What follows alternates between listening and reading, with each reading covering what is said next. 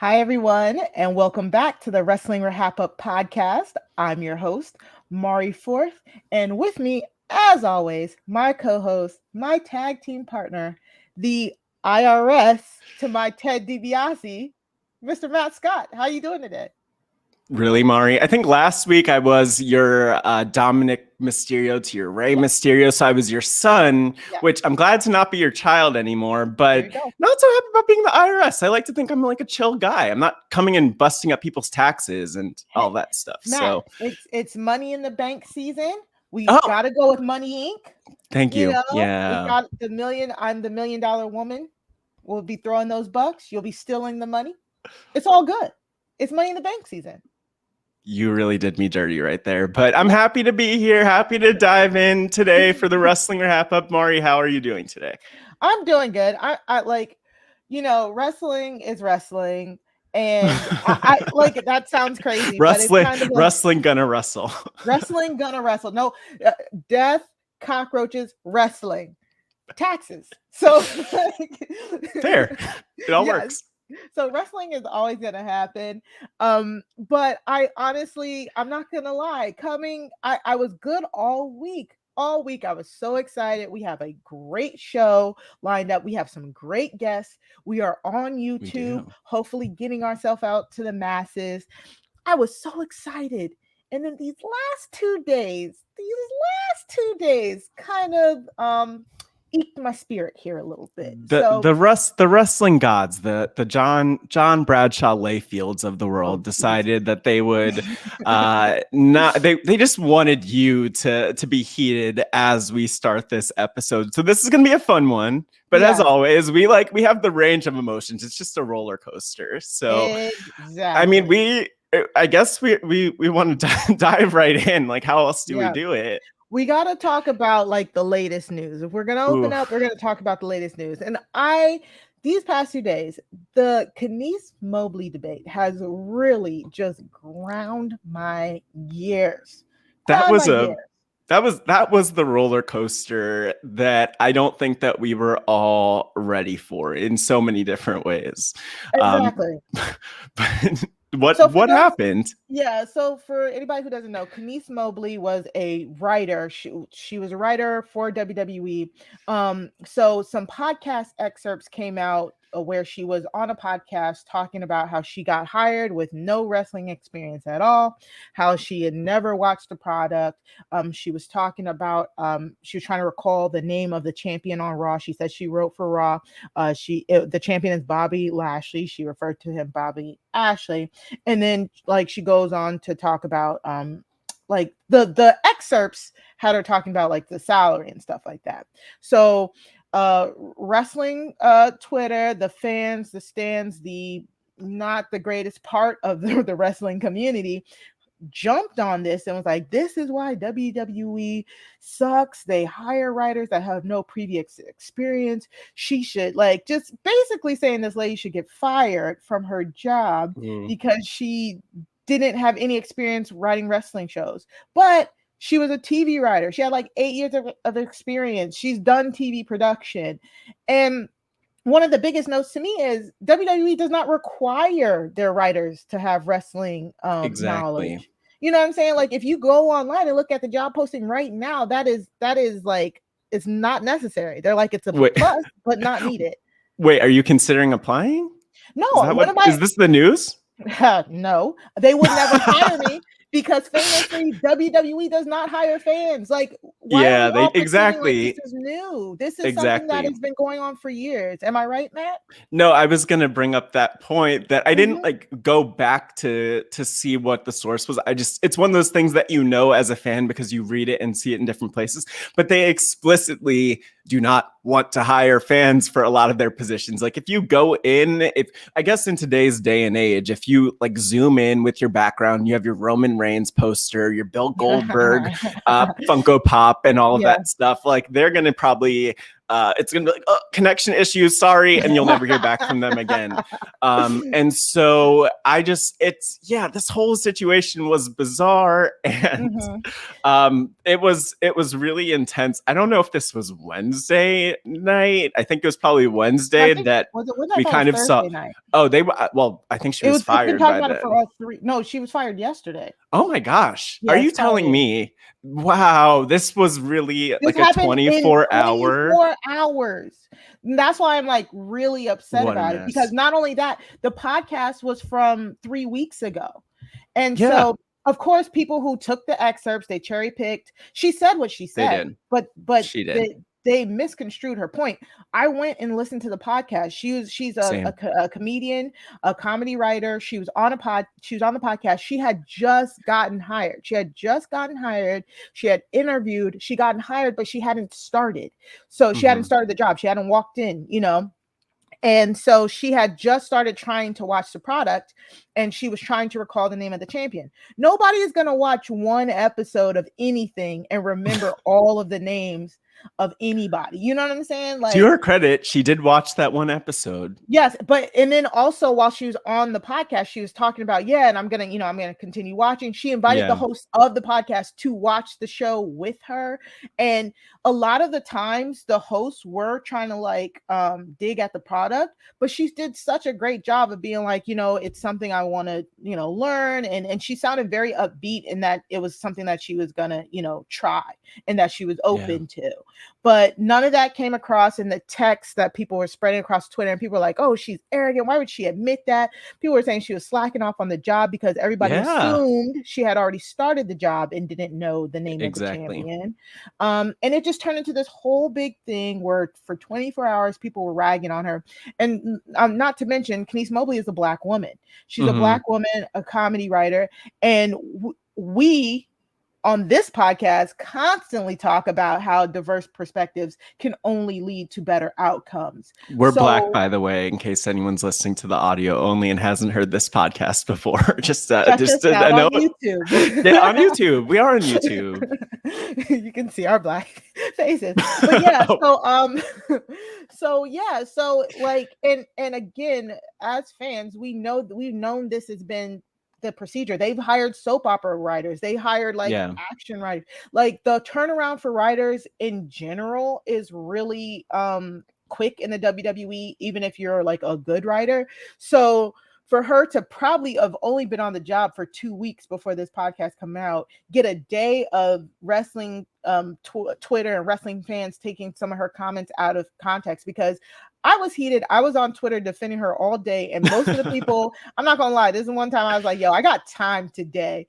Wow. So most of the people who were talking about it had not even listened to the podcast. They just took the quotes. And I'm like, and this is what's wrong with a lot of the stuff that's going on right now. We are just taking quotes. We're adding, they're like, why is she bragging about knowing the product? She did not brag about it. It wasn't even, a lot of people call it an interview. It wasn't really even an interview. It was her it was basically a very casual conversation with her friend. And so I think that's something that's really notable. But the other thing is, just more broadly, we know the value of diversity of perspective. And so just having fans in the room who are familiar, we talk about it sometimes, like when we bring our guests today are to see, I don't want our guests today to lose their jobs because we're mentioning that they're not wrestling fans, but it's helpful for us because we've seen this we watch this every single week, hours and hours and hours, and it's like, actually, that perspective that's not used to seeing this, that can point out just the wild, whimsical, weird, ridiculous non-W word world of professional wrestling is actually really awesome and helpful and fun. And I think that's one of the most fun parts of wrestling. So that's one thing I didn't appreciate. I will say that I know that she's a public figure and a comedian. The one thing I'll say is just don't WWE doesn't, I don't think she knew this, but WWE doesn't want you to talk about them like that when you're behind the scenes and kind of give a look at what's happening. And so I didn't think that was a great move, but I also don't think she knew that wasn't a great move. And so that's the one place where I would knock her, don't do an interview about WWE. But also WWE is not going to be wasn't going to be a great place for her to work. Yeah. Just from like because I listened to the whole podcast, and I listened to that podcast. I listened to another podcast where she was talking about like previous jobs and experiences there in toxic work environments, and it totally sounded like WWE to me. But the other thing she said, this was her previous. She's talking about previous jobs. People, yes, previous jobs. Yes, this was from March. That. No. Yeah, I mean, yeah, exactly. You're she hasn't done her that interview yet. Yeah, her previous toxic work environments sound like they would be what she would be getting into with WWE. That's what you. Yes, and I will also point out, I know that WWE's on Glassdoor. Maybe they don't have the best reviews there. Just saying. But one thing I love about like her perspective that was mentioned on this Asian Not Asian podcast episode that she was on. I didn't get the whole quote, but she started out toward the end of the episode saying, like, my whole childhood, I had to watch shows that said what you need to do is you need to project yourself into a white character and basically like force yourself to see yourself in the representation that's there.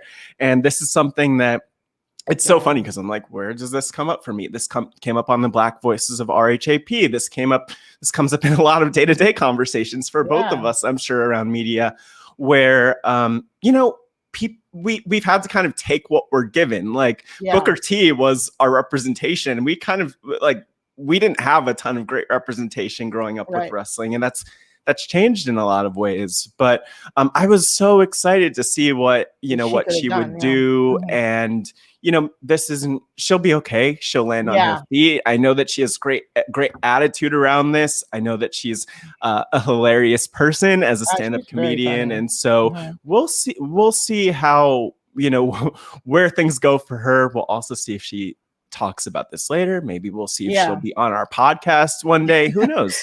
Matt constantly shooting his shot. Yeah. But and like you said, and that's the thing. It's just like you don't know what you don't know. You know what I'm saying? Like she clearly didn't know the WWE wrestling fans and the fandom and the culture, because I'm actually surprised WWE didn't tell them tell her not to go on the podcast in general. You know what I'm saying? Like, so shout out to Kenice Mobley. Girl, wherever you go, let us know so we can check that out. But more releases. I mean, Matt, I feel like we've come back. This is season 2. For everybody who maybe just started following us, we did have a season 1. It's available wherever you listen to podcasts, on Apple, Spotify, whatever. Go check us out. It was on YouTube. We are currently on YouTube. But since we've been back, I swear every week we've talked about more and more people getting released. Like, yeah, and I think the first time we talked about it, that was kind of our recap of like the 2 months that we sort of missed, in terms of podcasting at least. But I like there was news out then that there would be more releases coming and that this might be a regular thing, and we're seeing it. And I don't know how many people, was it 10, more than 10 people who were released? Definitely more than 10. Yeah, so many. I think overall, somebody said at least 40 people have been cut this year. Like, wow. Yeah, this was a massacre. Like, normally we get like we get the normal WrestleMania, the Aftermath massacre. You always get that every year, but this one, like, they really came out of nowhere and basically just gutted 205 Live. So some of the major roster cuts, Fandango and Tyler Breeze, first and foremost. Like, I am so sad that both of them are gone.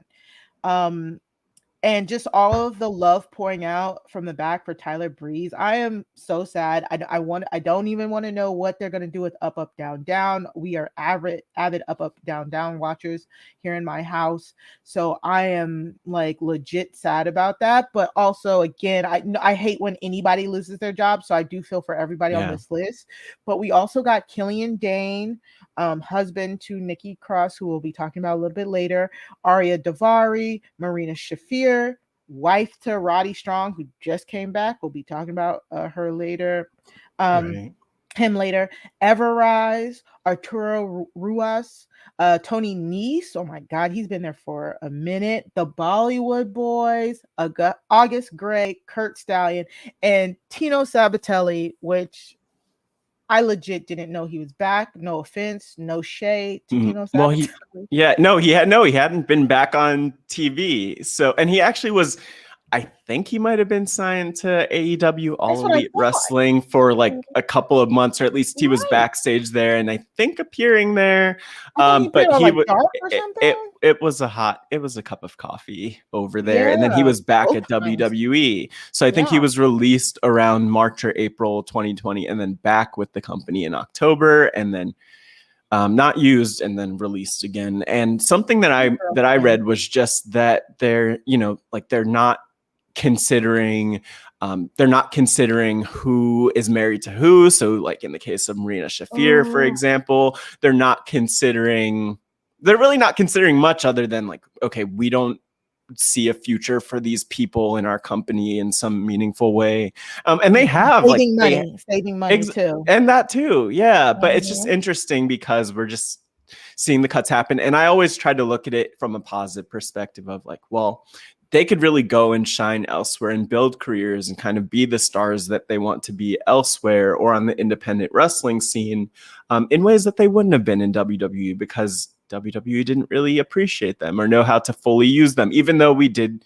Like we saw Everrise, even this past week, we saw Fandango and Tyler Breeze, and so it's unfortunate. But I always like have my fingers crossed, and I'm hopeful that this is for the best for them. And I, it's kind of like the type of thing like it's it's okay for them to be sad that it's over, but also to be happy that they had that experience is just something that I hope for all of them, even though I'm sure it's a tough time. Yeah. And so in that vein also, it's kind of just like the rumor is the new top guy is just chopping at will. WWE is trying to like refute that claim, but honestly it seems like they're making cuts and they're not even considering creative either, because when we got the Aleister Black cut, they had just started promoting his character. So it feels like they're like the talent management is making cuts and does not care about what happened on TV, previously. So this is, it sucks. I hope no more people lose their jobs, honestly, because I don't like when anybody loses their jobs. We should not be out here celebrating people losing their jobs, so let's, keep it cute. Let's keep it cute. Other than that, so if you want to email us any of your questions, any of your comments, you can send us an email to wrestling@robhasawebsite.com, or you can tag us on social media. If you see anything you think you want us to cover, tag us at #WrestlingRHAPup on Twitter, and follow us at WrestlingRHAPup on Twitter. Matt Scott, where can the people find you? Well, people could follow me over at Matt Scott GW on Twitter, especially. The other thing I'd say, just speaking of social media, and I got this idea from listening to the Asian Not Asian podcast, is just like, if you're listening now, if you're hearing our voices, if you're watching on YouTube, take a screenshot and like post that on social media, tag us, tell your friends about us, like let people know that you are a fan of the Wrestling RHAPup. Don't be ashamed. We hope that you're proud of listening to us. So definitely do that. But you could also find me and Mari you can find me in the RHAP Patrons group, which we'll tell you more about that in a second. And you could find us in the Job Has a Squadcast Facebook group. So if you're a fan and want to be part of that group, definitely DM us or hit us up and we will help hook you up. But Mari, where can people find you? What else do we want to plug? Yes, and so you can follow me on Twitter at Mari Talks Too Much. That's 2 like the number 2. We always do our plugs at the beginning here because we want you guys to send us some love. We want to hear your voices. We want to hear your comments. We want to talk to you. So just talk to us back. Well, add us. Add us. Yeah. At us. Good. Yeah. Sometimes it's like don't at us, but we'll let you know when that is. No, I want all the smoke. So you can also follow our podcast. We have our own podcast feed wherever you listen to your podcast. Just search up Wrestling RHAPup wherever you listen to your podcast. So let's get into it. Matt. Oh man, we have some wonderful guests. I don't know if I can handle this, Mari, because we haven't had guests in months. It's like it kind of feels like the pandemic, like having people over. Like, how do we even socially interact with them? This podcast is probably going to be incredibly awkward. But you know what? I could do this. I'll start us out. All right, I believe in you. All right, thank you. Okay. First out, making his way to the podcast, he is an entertainment personality, a podcaster. You've heard him talk about Survivor, Game of Thrones, The Walking Dead, and all of the things. And there's so much I could say, but I would run out of breath because I haven't been training my vocals. I'm Sorry, I don't know if I can get through this one. Come on. You can do it. Let's go. Okay, but please welcome the one, the only, wiggle, Josh Wigler to the podcast. Stop right there.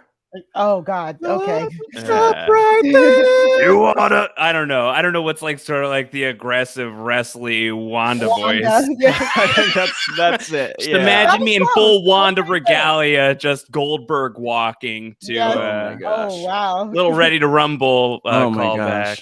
Yeah, we did cover Ready to Rumble just a couple days ago. Post-show recaps theater. Exactly. Matt and Mari made their post-show recaps theater debut.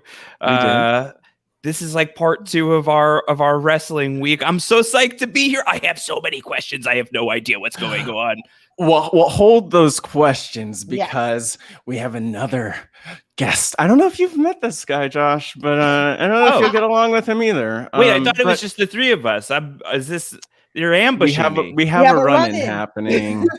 Yeah, steel chair. You just make sure you watch out for foreign objects over here. But making his way to the podcast, he's a Manhattanite, a podcaster for all of the things. He is on Outwit, Outplay, Outlist. He is outstanding. I like to think of him as the big bad bloomy daddy. He'll bloom just for you, a la Troye Sivan. Forget full Nelsons. We're going full bloom. Please welcome Mike Boom Bloom. There it is. Yes. Big bad bloomy daddy. BBBD energy. We are here. Oh no. Oh my God. That's so good. Gosh. I love that.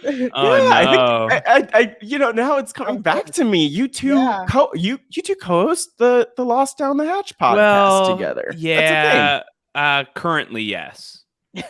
Yes, I would say I was trying to come after Josh with the steel chair, but unfortunately, the electromagnetic interference did mean that it was attracted to a wall, so I couldn't actually hit Josh with anything. It hopped out of your hands and onto the feelings wall. Mm-hmm. Oh my gosh. Yeah. Mike Bloom and I, we're lovers, not fighters. So I don't know if that's going to make this more fun or less fun. You could just stop that we're lovers, by the way. Yeah, I mean that's the quote. Pretty much what we're tweeting. Yeah, that's the quote that people will dissect on social media. Yeah, that's gonna be the out of context account is just gonna be Mike Bloom and I are lovers. Yeah, that's great.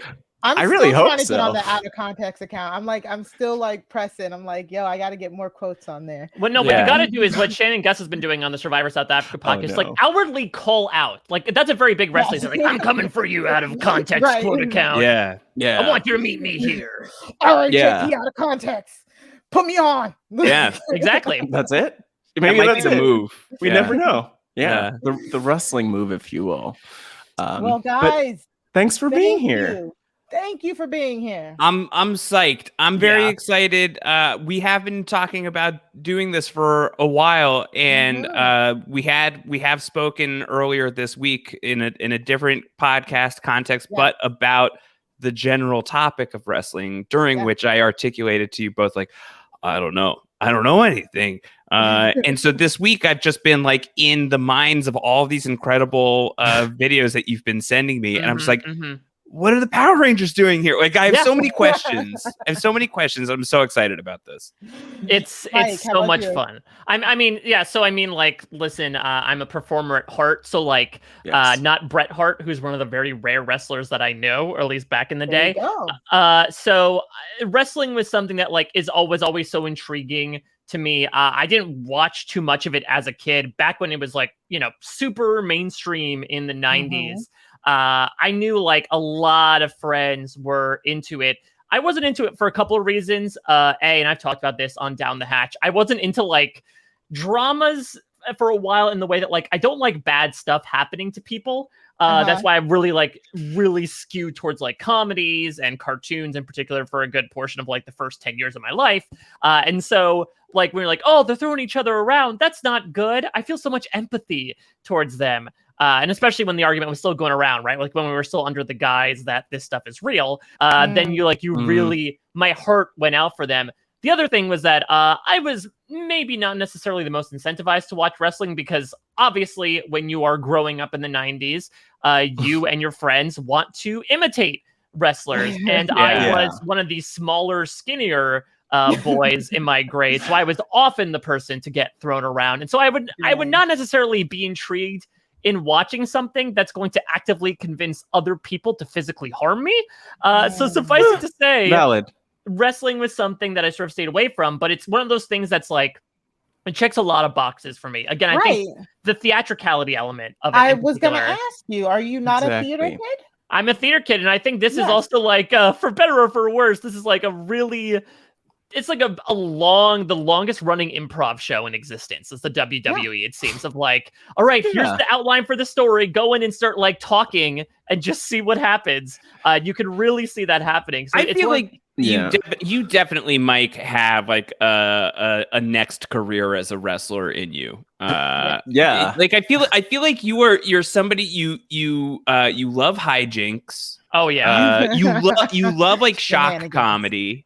Like you are willing to. I have seen you put your body through things for the sake of the job. I mean, I did eat a snake, not to be confused with Jake the Snake, which is another wrestler that I know. He ate a snake because he lost a bet. He got a tattoo on his body because he lost a podcast bet.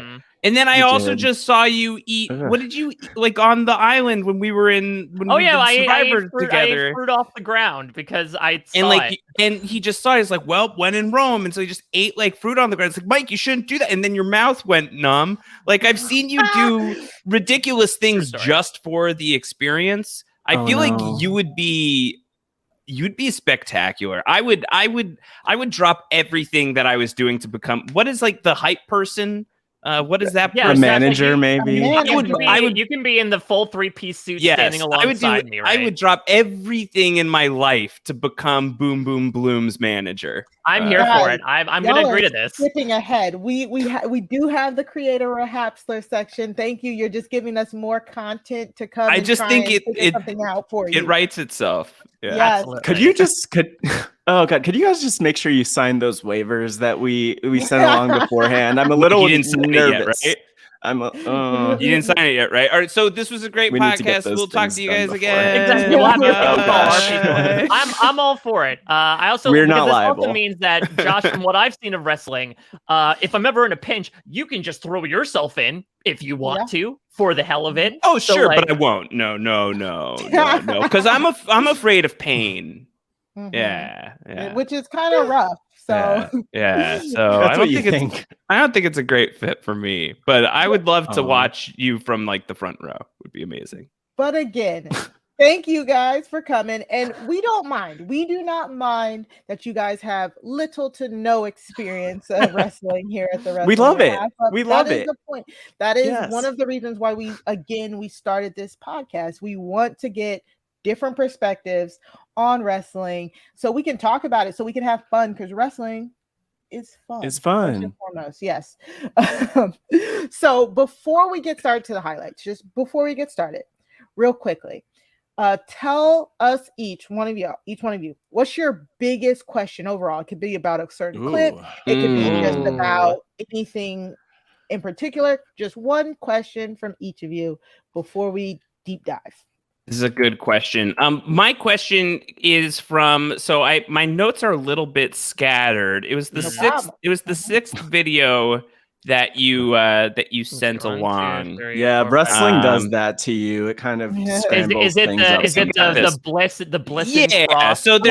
So her name is Alexa Bliss, and it appears that she has telepathy. Right. She has some sort of psychic ability. Yeah, this is the one who's dressed as Harley Quinn, right? Yeah, there's this moment where this person who looks like Harley Quinn from the DC universe is standing on the ropes, right? And she's like looking out at people off the side of the ring, and she's just like kind of like staring at them. And then she's like raises her hand, and then the other guy raises his hand, and I'm like, wait, you didn't tell me that there were superpowers in wrestling? Yeah. So my question is, what happened there? What was that? Yeah. And by the way, for the visual for folks, on the YouTube, which everyone should be watching Matt and Mari do this on YouTube. It's menacing. There is this is like her name's Alexa Bliss. She's not Harley Quinn, but she's like dressed up in like Harley Quinn regalia at least. And she's like about to force this other person to inflict violence upon what I can only imagine is his close friend. If not, there you go. Ooh, love the context. Look at that. So this is terrifying. Longest story short, because we will deep dive into this. There's superpowers, Mari? Alexa Bliss does have telepathic powers, apparently. They've been unfolding for about a half a year now. They really got jump started about a few weeks ago. So we're still testing the waters. Wait, jump started? Did she get like struck by lightning or something? How'd she get jump started? Worse. Oh, no. I don't know exact. I mean, it's a whole thing. There was this smoke monster type of character named Nikki. Okay, wait a minute. Our language. Wait a minute. Yeah. I mean, and then she was like his friend, and I don't know if it was like, it kind of feels like a little bit like Stockholm syndrome in some ways, but she's come out on her own, and now she is just completely, I don't think I'd call her evil, just possessed / demented. Okay. The answer to the question is TBD, because Alexa Bliss, we don't know. Yes, exactly. Matt said it perfectly. Alexa Bliss she at first was the sidekick of a character called The Fiend, who was a well-established supernatural character. Then at WrestleMania, some stuff happened. He's gone right now. We don't know what happened to The Fiend right now. So Alexa Bliss is currently like, I don't need him. I have this weird, creepy doll. I control powers now. And so the last, it's been about 3 weeks. She's been exhibiting mind control or telepathy, whatever, over different wrestlers. I love it. That's so cool. That really speaks to like the thing that like everybody who's ever tried to get me into wrestling has told me. Matt, Mark, we were talking about this the other night. It's like the mythology, the lore. And so like the fact that there's this story unfolding of this character awakening to her inner powers. That's so dope. That's so my thing. Yes, and it is the one thing that when we were talking about it on season 1, it was consistently like some of the favorite storylines of guests, because again, when you do not have that wrestling background, it's so easy to just suspend your disbelief and be like, this is cool. And it was one of our favorite storylines going into WrestleMania. So as of right now, it's still kind of developing. So I'm still kind of like, I like where we're going, but I'm still kind of like, okay, well, let's get there a little quicker. But so far, so good. And we'll talk about it a little bit and more. I just have to say, for just a second, and again, you have to watch the YouTube version. This is Jesus, the Fiend. right. Oh my dear God. That's incredible. That's the Fiend. That's who she was like originally like the sidekick for. This is like it's like a Death Note. It's like the monster from Death Note. I'm glad he's gone, and I hope he stays gone, because this man is nightmare fuel. Wait, that's a mask? That's a mask. That's literally on his face. I thought that was his face. You can see his teeth underneath. Got it. Yeah. Oh, it's like Donatello in Ninja Turtles. Exactly. Yeah. Jim Henson, I believe, also worked on his mask. I thought that maybe it was like one of those things where like the incredible body paint art where like someone can like draw like the shadings and stuff. No, this is actually the legendary Tom Servino. Of course. Horror Effects mastermind. Tom Servino works in wrestling? Yeah. Well, he went the Fiend. Like him and Bray Wyatt are like they're close. He's done a few of the different masks for Bray Wyatt. The Fiend. Yeah. Mm-hmm. He's a fan. Like he's a fan of wrestling. Cool. That's awesome. Yeah, this is your legend. We're gonna just for the video. Yeah, we're gonna get rid of that. That's a little jarring. I just want to make it clear that I wasn't afraid at any point. All right. Well, I'm glad it doesn't show Josh from the waist down because it's just like saturation, right? I wasn't afraid. Mike, I was very courageous the whole time. All right, so I'm going to go a little less supernatural here and a little more practical. Yes. I would love to know the government structure within WWE because here's my supposition, and correct me if I'm incorrect here. It's I've been watching a lot of The Crown, and I find that my way of looking at the WWE is a lot like the United Kingdom, where there is like a prime minister position in the realm of the champion, but much like the prime minister, you can like raise a challenge against them at any point in time. You can do this here where you're like, I'm coming for you. I want that belt, McGee. And then you wrestle McGee. Who's McGee? He was in video 11 that we watched. Old McGee. That's right. Good old McGee. Sure. Good old McGee. But then there's also, because we saw a coronation happen, which we're going to talk about, there's also like separate rulers who it seems like cannot be challenged that maybe have like their own royal lineage. That's my guess, but I would love to know, like, if you're a champion, can people come for you? Should you always watch your back? Why is the king separate from that? I have so many questions about the structure. I just want to say, Mike, you've managed to make sense of the rules in a way that no other guest has ever made sense of the rules, because that's the logic of wrestling, which is that there's not a ton of logic to it. There we go.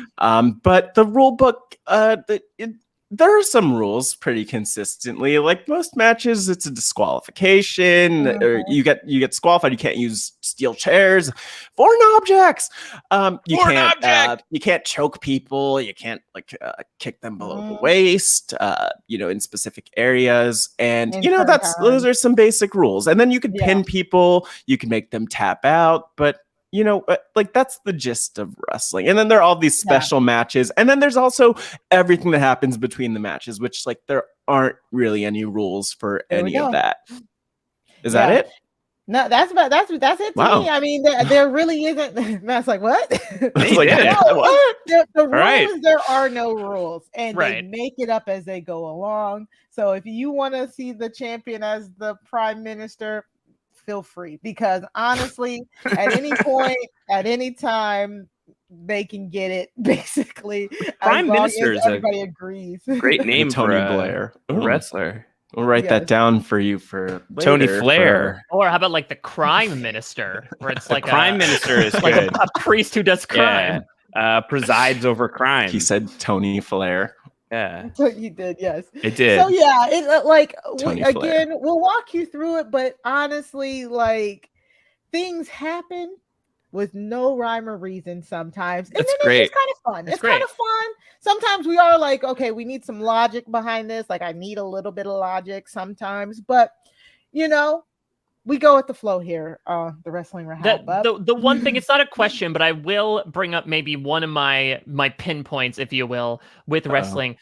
They love the climactic build of 1, 2, and then he gets up. Oh no, that 3 isn't coming. I want a little more variety, right? Let's push that 3 out. Yeah, maybe you stick to 2 once or twice, but I feel like every single pin has gone to 2, so much that the number 1 has no more meaning in wrestling. I want to see a little bit more variety with it, you know? I will say, I guess we're going to get to it soon in Xavier Woods, is that right? Versus Bobby Lashley. Got this. Okay, great. But like he gets him down like 5 times, and I think he gets full counts on all of them, no? And then wait, you mean when the ref isn't looking?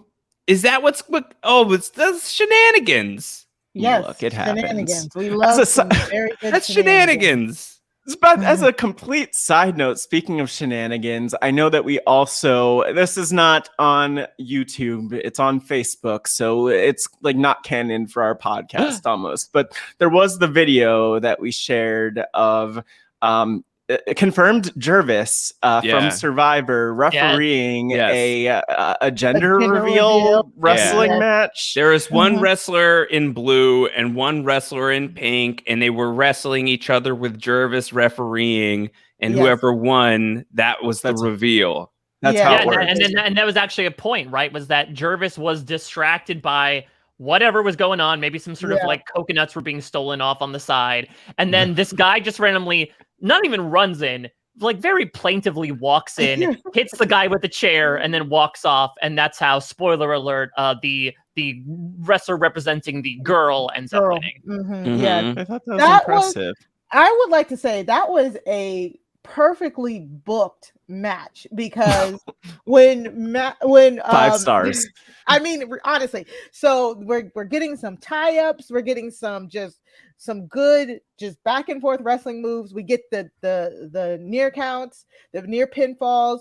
First, I think the wrestler representing the boy got a close to a 2 count, and the wrestler representing the girl got close to a 2 count, and the audience was getting into it. They're like, they were in. And it was perfectly executed. Then we got the ref distraction with the chair, and I was like, this is amazing. And I didn't know what the gender reveal was going to be. So I mean, my gender reveal was only like just like a weird, it was football themed. So I just I thought it was cool. I really liked it. I laughed really hard. I loved it. And nothing exploded. That's the thing. Is like this. Listen, if mostly environmentally friendly. Yeah, if the most pain that can be done is not to the trees, but like to people, I personally am fine with it. I think the jury's still out as to how Jervis knows these people. So he is. So I did my investigation on this one. Jervis is the grandfather on the baby mama's side, and yes, just casually sprinkling in baby mama. But yeah, he's the grandfather, believe it or not. Amazing. So got it. You learn something new every day. Okay. Jerv out there, and I don't remember I think it's called like Stealing a Survivor. That's his movie. Yeah, that's the movie he was in. Yeah, he's just going up and up and up from here, which I think is pretty exciting. Have any of you watched that yet? Movie? Matt tried to do a slight hint of no, absolutely not. I was like, I wish. I haven't yet. No, it hasn't happened for me. You can find that clip and all of the highlights that we're talking about today in our show notes and our descriptions, wherever you're listening to the podcast, and on our YouTube video. So I think we should jump in. So when we come back, we will get into the highlights.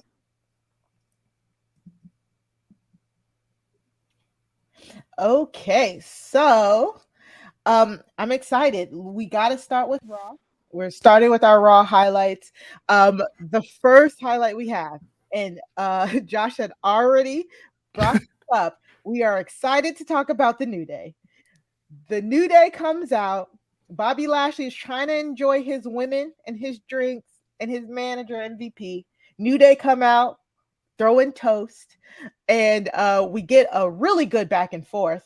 I love like New Day on the mic versus Bobby Lashley and MVP on the mic. It's just chef's kiss. So are these their usual costumes? So they're dressed as Power Rangers. How much are they paying to Specifically, these are Tommy Oliver's iconic Power Rangers costumes. You started Green Ranger, then White Ranger, and these are like the iconic Tommy Power Rangers uniforms.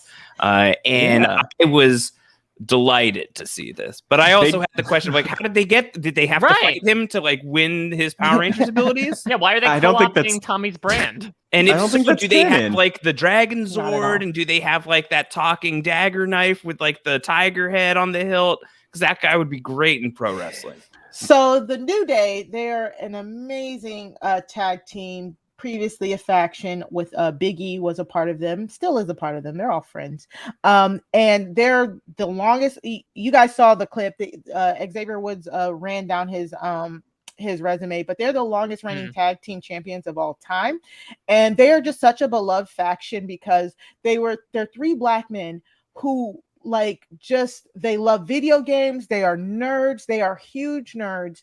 And these are their current current outfits. Previous outfits include them dressing up like Dragon Ball Z, them dressing up like, I think they did a Street Fighter. They kind of cosplay at, with their gear, and they change their gear up all the time. They're doing the ode to Tommy for the Power Rangers. And so cool. We just love them because they are just the fun loving. They just bring a different perspective to like Black culture and Black nerds, Black gaming. We love New Day. So I'm glad you guys you get the reference. And one of them one of them's a G4 host. That's right. Yeah, that's Xavier Woods. That's the guy who holds the mic like a cob of corn. Yeah, he holds it like this when he's talking. That's awesome. More a sophistication. It's like a that's it. Or something. Yeah, he is a PhD. He has a PhD. So Dr. Xavier Woods, if we want to show him respect. So I have so many questions. Like, I'm so glad we started off with this one because this really you threw us into not only the deep end but like the Marianas Trench in terms of like just the depth of things. The very first note that I have in this entire sequence of events. And apologies for sounding indelicate, but my note literally says, "What's with all the hoes? Why is there like a VIP lounge set up in this ring? Is this ring like a black box theater where like you can put anything on there? I saw a talk show set on there too." Matt? I don't know. Mike, I have no clue who you're talking about, but I do know that in the same segment, there's Bobby Lashley, MVP. Lashley's ladies were there. They were there, I think maybe you're talking about like the Thunderdome, all the screens. It's the whole thing, but we don't know who they are. There hasn't been enough character development. That's one of my problems. Like, I would love if there was like a segment for each and every one of them that's like, wide shot. You get like the backstory. You get black. Well, I guess they're probably not that old, but like black and white photos from their childhood. Yeah, he changes them out. We can't get any. Yes, we can't get any. Backstory on the ladies. They're different ladies every week. We need to change. We need to switch that up. So MVP hosts the VIP lounge. Bobby Lashley is the champion. Bobby Lashley has his ladies. MVP comes and talks about how great Bobby Lashley is, and then they're interrupted so rudely by the New Day because they were toasting. There you go. For the visual, I swear I saw them. I'm pretty sure that some. I think some of them have been around. Maybe some of them, but it's a rotation. This is like the menudo of WWE. It's just you switch out random people when they get too old. But Bobby seemed like he kept like being like, don't engage, just enjoy, just have a great time. He's like, I can't. I'm getting so mad. I'm so upset. I'm so mad. You know why it was? Like, dude, don't do it. He's like, I have no choice. Well, it's because they refer to him as Bob, and I love that. It's like a Benjamin Coach Wade type of thing, right? Of like, you really want to insult Bobby, call him Bob, because then like hits him where it hurts. Ben. Yeah, exactly. Do you get that way, Mike, when people call you Michael? A little bit, yeah. Sometimes I like to call you Michael, and I have a feeling that like it's just like just under one or two layers of skin. Exactly. Then I have to challenge my own manager in the ring. Ooh. So wait, can we have to bring up the elephant in the room here? Okay. What's with the trombone? Oh, Francesca too. So what? She has a name. Her name Francesca too. Yes, two. Because one got broken. The New Day, like honestly, I could send you guys like just a clip of like the New Day's greatest hits. The New Day has been around since like 2015. On the trombone.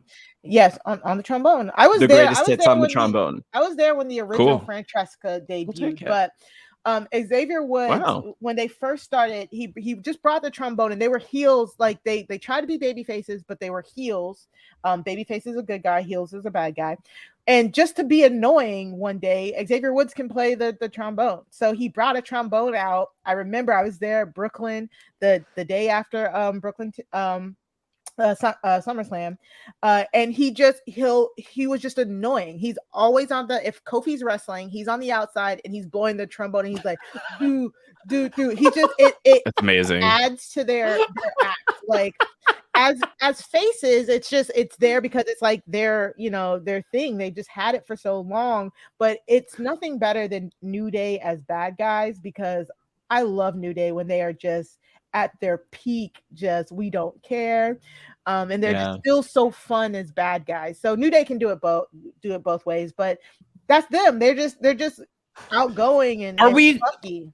Are we supposed to interpret them as the villains in this encounter? No, that's a very good question, because I definitely didn't. Yeah, no, they were throwing toast. Because I've been trying to go off of like the audience reactions, right? Like who boos, and that's another thing we should talk about as well. Obviously, this is a mixture of like the virtual audience and then some real people in the audience. The virtual audience creeps the hell out of me, because it seems like we're in some sort of like dystopian future, right? Where it's like you must all watch the choreographed bounce. I gotta break some news to you. This is our future. The future is now. It's possible that we're in it. Yeah, it's all digital. They actually pipe in the audience noise. Well, I had a feeling about that. So when we see people's faces on the screens behind, they make them.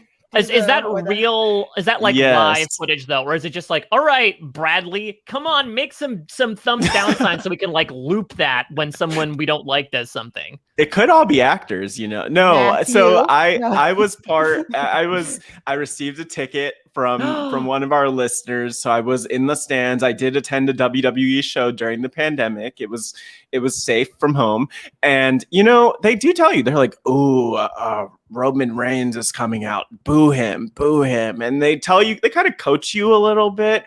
I do feel like some people, actually basically everyone's really over the top, and it's a lot of thumbs up and a lot of thumbs down, because how else, I mean, not everyone has the wonderful watch us on YouTube facial expressions that you two have, and so it is very, the thumbs up really give, and thumbs down. That's the thing as well, you have a limited area, right? So like you can't really, I wonder about that though, because like what's to stop someone from like throwing up the middle finger a couple times, right? They switch them out especially in the first beginning of the pandemic, people were trying to get away with a lot of stuff. Sure, I bet. And they're like, well, where's this airing? Is this airing like on? It's not on like a network thing. No, right? It was on USA, right? Yeah, USA. Yeah. Okay, so they got to rein that in. Yeah. That's Roman Reigns.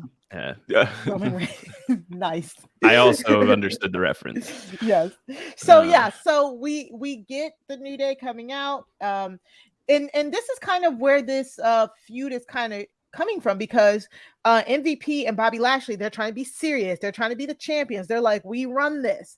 And the weeks leading up to this, MVP keeps telling Kofi, like, why are you, for lack of better words, because he said it, shucking and jiving? Why are you acting goofy? You know what I'm saying? Like, Xavier Woods is holding you back. And so this is again just layered. As people of color, as Black people, we understand this different layer of, are you serious? Are you goofing? Are you just trying to appeal to more people? Are you putting on a character? It's a lot of just understated layers into what's going on in this feud here. So we ended up getting Bobby Lashley versus Xavier Woods in a Hell in a Cell, which is like, one of my best guy friends, he texted me, he's like, how this is random as all get out. I was like, yeah, it is. It's random. Yeah, wait, why is there a gerbil cage in wrestling? What? It doesn't even seem like a cell. It's more so just like a big steel fence that goes all around. That is the scariest infrastructure in WWE history. Don't you demonize the cell? Get out of this podcast, Mike. You can leave now. I got this. I'll take it the rest of the way. My manager will be taking care of it. I'll take it from here. Mike, Boom Bloom will be accepting no further questions. Also, how are you surprised that there would be a gerbil cage in wrestling? I am thoroughly unsurprised at this point. Right. Having just fresh off the heels of watching Ready to Rumble, in which the climax of the film where I will rule you, where the king has to go up against DDP in a 3-tiered, like a wedding cake of cages. Yes, wedding cake of cages. And like that would actually kill someone.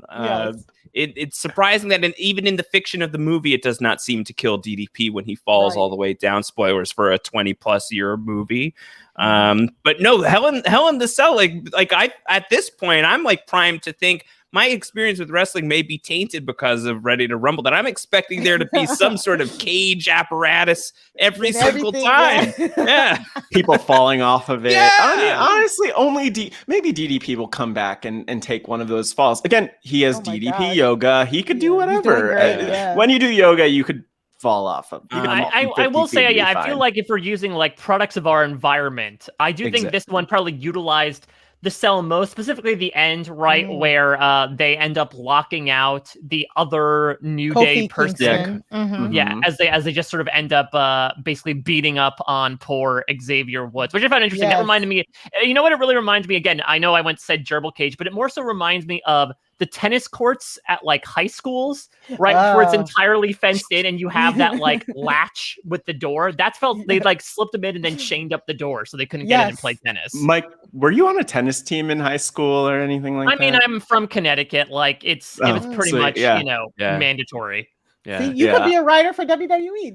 Their home base is in Connecticut. They are, It's in Stamford, Connecticut. I passed that place by many, many times. Listen, this huge career path is starting to build itself. I'm telling you, huge fans. You both are huge fans, and you know everything about wrestling, and you'll be great writers for WWE, and the fans will love you. No, I'm retired writer at this point. I'm at least semi-retired. Not yet. That's the next phase if this podcasting thing goes belly up for me.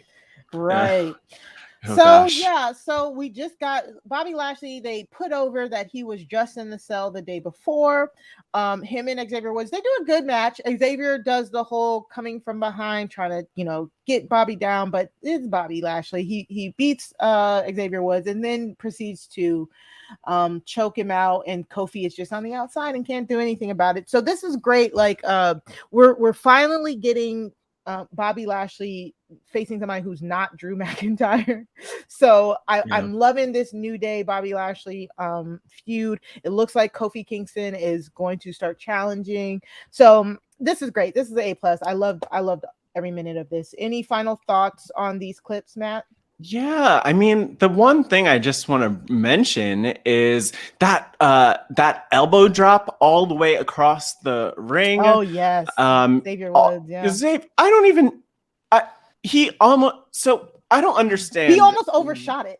Actually. He literally was overshooting this. His elbow missed because he jumped so far. I mean, I don't know about you, like Mike. I don't know if you've seen this with your son, but and hopefully it hasn't happened yet. But I'll tell you, when kids start play wrestling, stuff like this happens all the time. Oh yeah, lots of elbow drops. Pictures mimicking what I was doing before this. I was laying on a table, minding my own business, and my son just gives me the elbow and breaks the table in half. Mike Bloom does love to sleep on a table. It's great for my back. Yeah. I had a spinal fusion, like the edge, and so I have to sleep on a patio table now. Is it the edge or is it just edge? The edge is taken. Yeah. Well, can we talk about that as well? The use of articles. I'm so intrigued by this because we got it with the New Day. Yes. Obviously, we're going to get an appearance from The Miz. Yes. What do you make about the use of the? It's got to be because it's like the one and only, right? It's like there's no one else like us.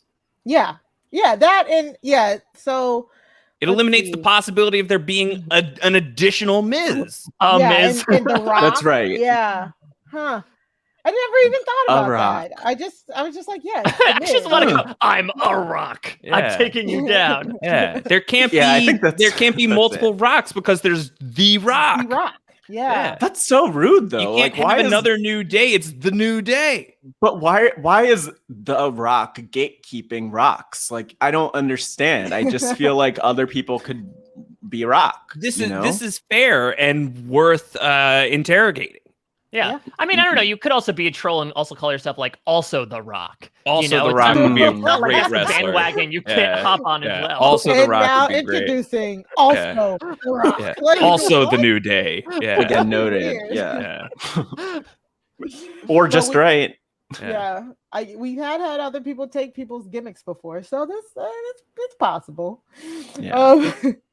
So now that we have caught up with our champion Bobby Lashley, and he's moving on to Kofi Kingston, let's move on to a feud that has not moved on, but still feels like it. I will give this. It feels like it's heating up. So we're gonna move on to Rhea Ripley versus Charlotte Flair.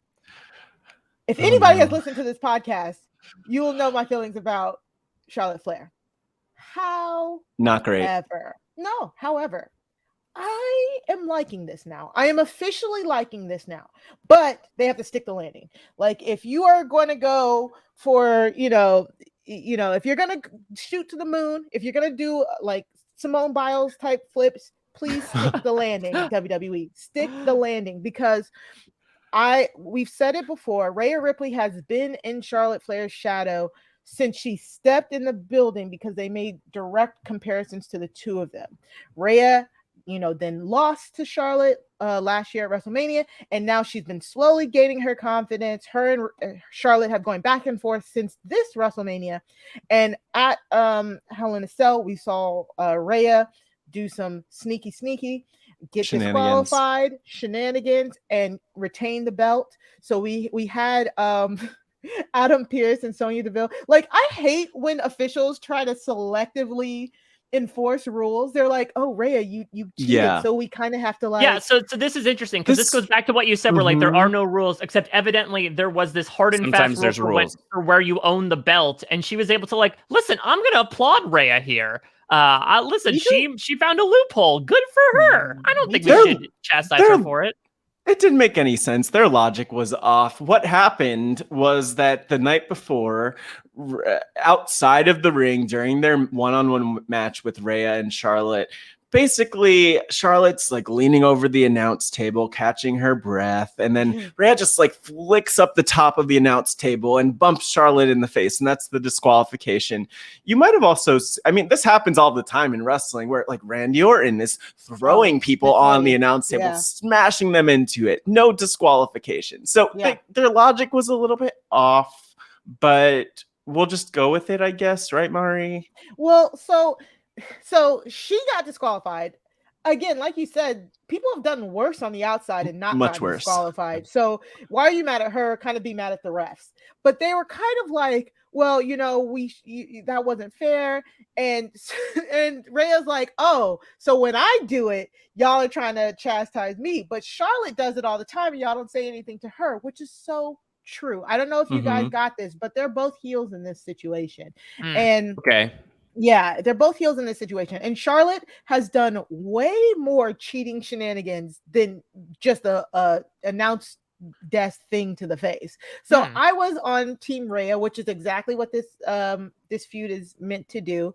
It's supposed to let Rhea be kind of heely, kind of like in the middle tweener, while also, making Charlotte, be the bad guy. When that happens, Mari, like, does that mean like how this is going to end? Like, are they trying to prime you so that it's going to have, or will they have like the tragic ending where they're like long game trying to build your sympathy for somebody, but they may short term still just get squashed?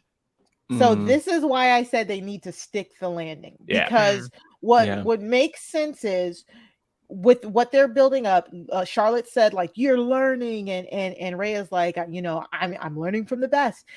What they need to do is Rhea needs to come out on top on this feud. Like, she needs to come out on top. This needs to be like a passing the torch.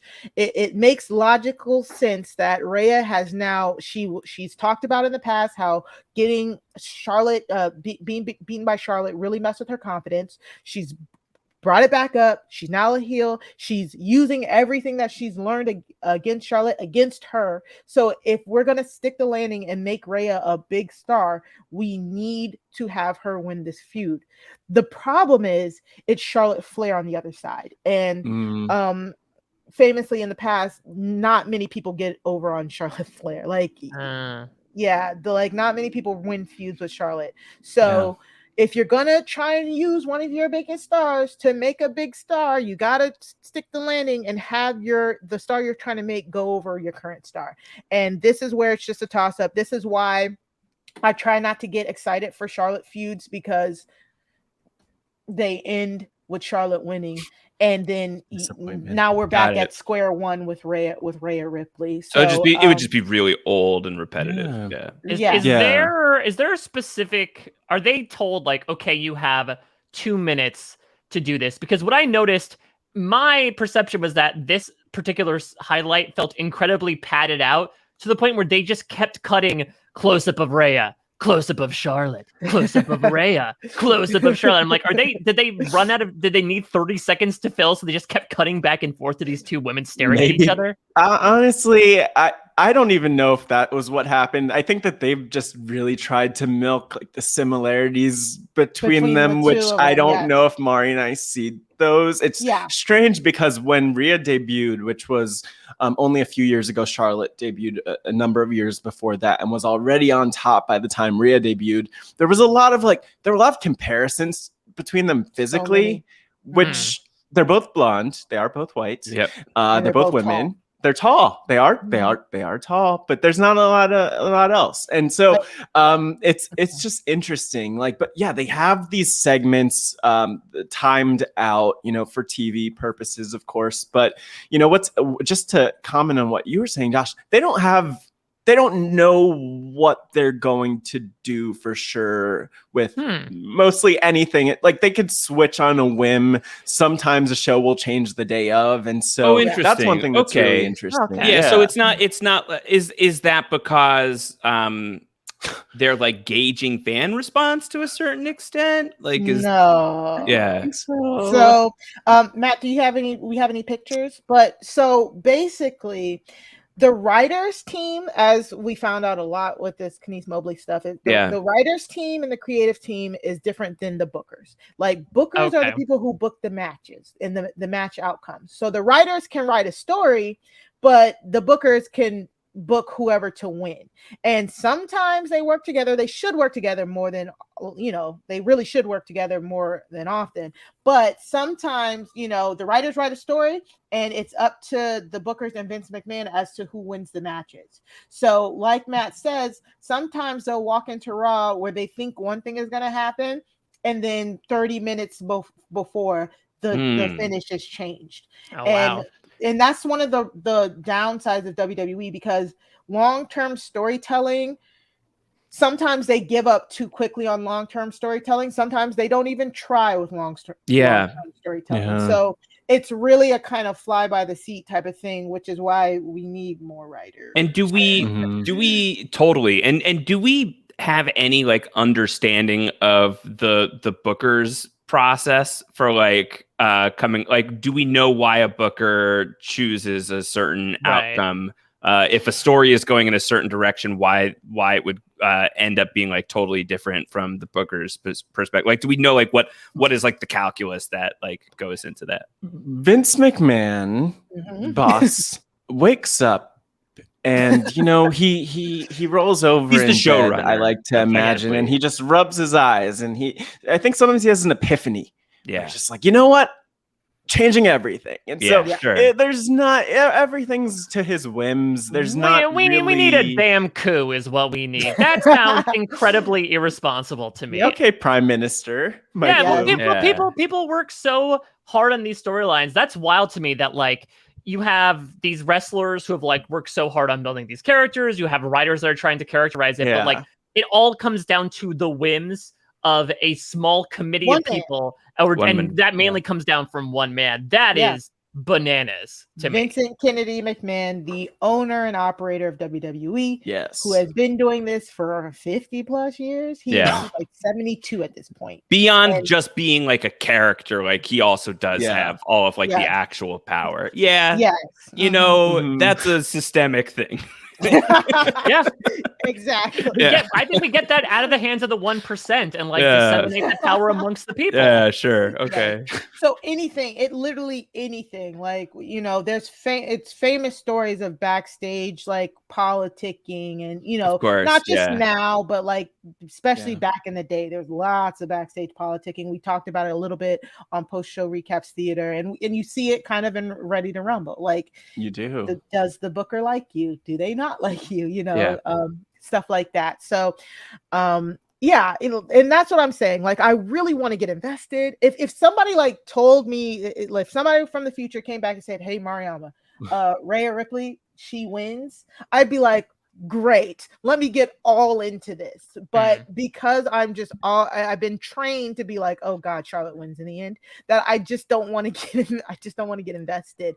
But this is great. I'm liking all of this. I like this mentor mentee stuff. I would even like if they would tag team now, to be quite honest. But Charlotte could never be a number 2 to anybody, and that's kind of the problem. And it's kind of like an anything you can do, I could do better type of situation. But it does seem like it's headed in the direction of them being a tag team. And you know what? It works. Put them together. I am not a huge fan of either of them, really. But I think I would like them together and taking up the same TV time as opposed to separate TV. Well, that's a good point. Yeah. Think about it. Yeah. That saves you some time. That's good. It does. Yeah. Okay, so now we're just gonna Money in the Bank season has started. So we have some Money in the Bank qualifying matches for both the women and the men. It kind of interesting, the different approaches between Raw and SmackDown. Like, for Raw, they basically filled out their whole side of Money in the Bank, while SmackDown is going to be slow rolling it, which is great because you don't want both brands to be like, okay, we've already picked our Money in the Bank participants and there's still like 3 weeks left until the event. So can I ask the most amateur of amateur questions? Yes. What is the difference between Raw and SmackDown? Oh, I'm so glad you asked that, because I was about to ask that next. Like NXT as well. Like, so it's like, so wrestling like plays out over like a few nights a week, effectively, and like these are like the different shows. Exactly. They're different brands. So they're all WWE, but they consider themselves different brand. WWE has done what's called the brand split, on and off for a few years, but this particular era, they've had the brand split since 2016. So what that means is, if you're gonna watch Raw, everybody who's on Raw, that's who you're gonna see every week. Got it. If you're going to watch SmackDown, everybody that's on SmackDown, that's who you're going to see each week. Back in like the heyday, it used to, there wasn't a brand split. So sometimes they'd be all different shows. So like, I'm not going to see the New Day on SmackDown. Exactly. The New Day is a Raw Raw show. Yeah. Exactly. So that helps for different things, because if you want to watch for a certain person, you know, well, I'm gonna watch SmackDown because all my favorite people are on SmackDown. But literally, like it's just interesting because even visually, it's like, okay, you have it's the same. You're looking at the same thing, and it is the same space. But I feel like in the past, they did in the past do a lot more to distinguish the two. Like SmackDown had this big, it was all blue and a big fist that was like going over the stage, and like they. Now that I think about what I just said, it's okay. I don't know. We'll keep going, but it's like it does look exactly the same nowadays.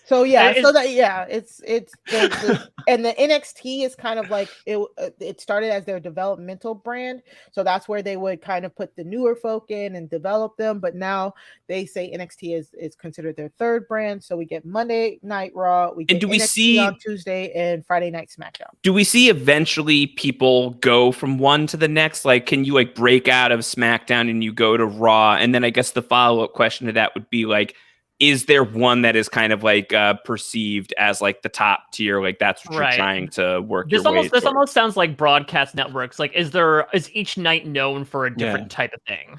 Yes, actually. So there's the draft. They do a draft. Like, we never know when it's coming because they move it. Sometimes it's right after WrestleMania. Sometimes it's in October. But they try to do a draft style thing where they pick one night or over 2 nights. They do a draft, and so Raw will draft a superstar, SmackDown will draft a superstar, and that's how they mix the rosters back up, and that's how people can jump over. The only people who can go between brands are the women's tag team champions, because there's only one women's tag team belt. As for the men's, they have a SmackDown tag team and they have a Raw tag team, but the women only have one set of belts. So the women's tag can go back and forth. But also it's your preference, because Raw is kind of, I don't know if you guys kind of see the differences. Raw is kind of more soapy. It's kind of like more soap opera-y. It's kind of like where all the big men are. NXT is supposed to be like pure wrestling. It's like character work and pure wrestling. Just like the storyline doesn't matter. You have great characters who just like to wrestle. And then SmackDown, to me personally, is kind of like all of the above. It's complete sports entertainment. You have character work, you have storylines, and then you have great wrestling. So it's kind of like whatever you perceive. I perceive SmackDown to be the better brand, and that's the brand that I actually watch live. But everybody has a different preference, because if you watch long enough, you can tell just the differences between how the show. But there's like a world in which like I could just watch SmackDown and that's my wrestling. Yes, got it. Could. Cool. Mm-hmm. Yeah. Mm-hmm. Mike, did you have any follow-up questions for that? No, I mean, I just want to watch whatever night Hit Row's on. I love Hit Row. We're gonna get to Hit Row later on. Yeah, but that's far and away my favorite. I love all things Hit Row. It's Wednesday nights. Yes. Yeah. So, all right. So again, we're in the Money in the Bank qualifying matches. Again, Money in the Bank. This pay-per-view is they have the signature Money in the Bank ladder matches, both men and women this year. It looks like there's going to be 8 participants each. So that means 4 from Raw and 4 from SmackDown. So Raw, basically, they filled out their whole women's side and then basically all of their men's side. So the way that they filled out the women's team was they did tag matches, and whichever tag team won, both participants were going to go into Money in the Bank. So first up, we have the qualifying match between Eva Marie and her newly named protege, Doudrop, versus Naomi and Asuka. And our first highlight is Eva Marie naming her protege. I'm so happy about this, because this is also like this is Leonardo DiCaprio like pointing at the screen, right? There are several reality TV personalities that I was familiar with, and one of these is Eva Marie, when she was Natalie Eva Marie on Celebrity Big Brother. Albeit I think with a different hair color, but yeah, she was one of those people I'm like, oh yeah, I forgot that she did wrestling and was also on reality TV as well. A little bit of crossover appeal. Exactly. Matt, what do you think about this naming of the protege?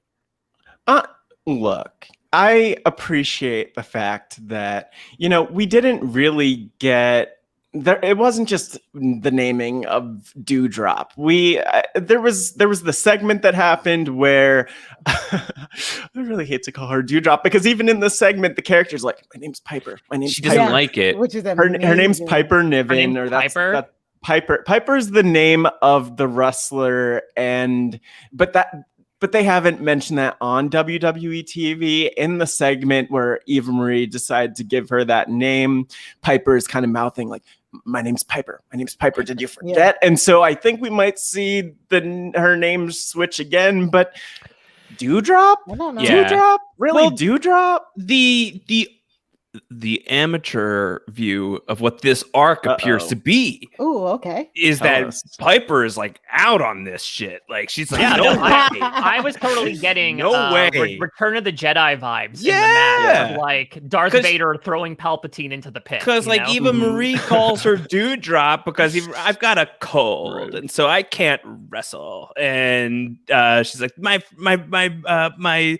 underling shall be named Doudrop, and I shall send her to do my business. And this woman Piper's like, I didn't sign off on that name. And so she like goes in and she kicks ass in the ring.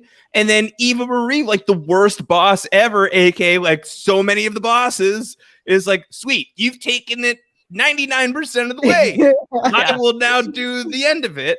And so she like is gonna like swoop in to like take all the credit, and then she gets busted. And like Doudrop seems totally fine with that. Like she kind of seems like, sucks to be you. So it feels like this is if it were totally up to writing, which apparently it's not, like the arc would be that now like Piper has this like breakout coming of age tale where she's able to like kind of like go off on her own and do her thing.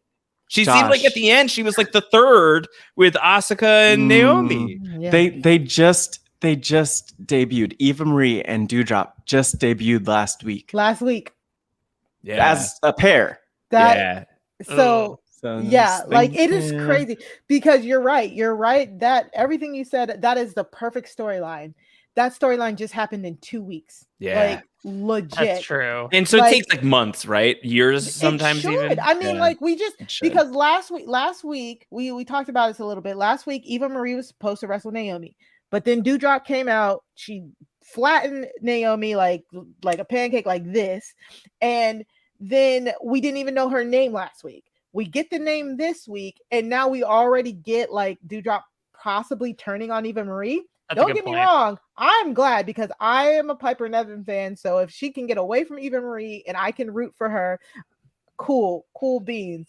But this picture on the YouTube version of her just like flipping her hair and walking away is so baller. Just like get out of this toxic relationship. This is like a version of the distracted boyfriend meme, but instead it's the boyfriend being like, "Please help me," and the person's walking like, "I don't want Mike. it." Yes, this is perfect meme material. Yeah, this is great. These photographers deserve a raise. Absolutely. Well, it's great because like it takes the distracted boyfriend meme and adds like a fourth component. So like you've got like the upset girlfriend, you've got the person walking away, but then you also have someone like laid out on the ground, and then you also have like the witness. You've got like the referee who's watching and something akin to horror. We gotta meme this. We have to meme this. I think you gotta meme it. Yeah, that's so coincidental though, Josh, because you know that they just got really lucky with this picture. It's an incredible shot. I will say this match also this go viral though as a meme. I think we can. I think we've got the power to do it. This match also offered my favorite piece of commentary overall, which is one of the people sincerely saying, "What an ingrate, Doudrop." I don't think I've ever used anyone use the term ingrate sincerely when it comes to referring to a specific wrestler. Again, sincerely in quotations because there's the writing and everything, but I just love that they called Doudrop, "What an ingrate." Life is long, Mike. There are plenty of opportunities if you wish to change that for yourself. Doudrop is an ingrate kind of name, so it makes sense. Well, the funny thing is, so if you look up the meaning of Doudrop, on the internet it says the meaning is a woman who is attracted to other women. See, I think my theory, because I saw that too, is that maybe that was added after there were rumors of the name, because I saw that that was on Urban Dictionary. It was, yeah. And now it's gone. Now it's gone. Ooh, so it's kind of weird. Scandal. So I know we will get into that section later, but if that is true, like Piper Niven she's out. She's out. She's bi. That is not.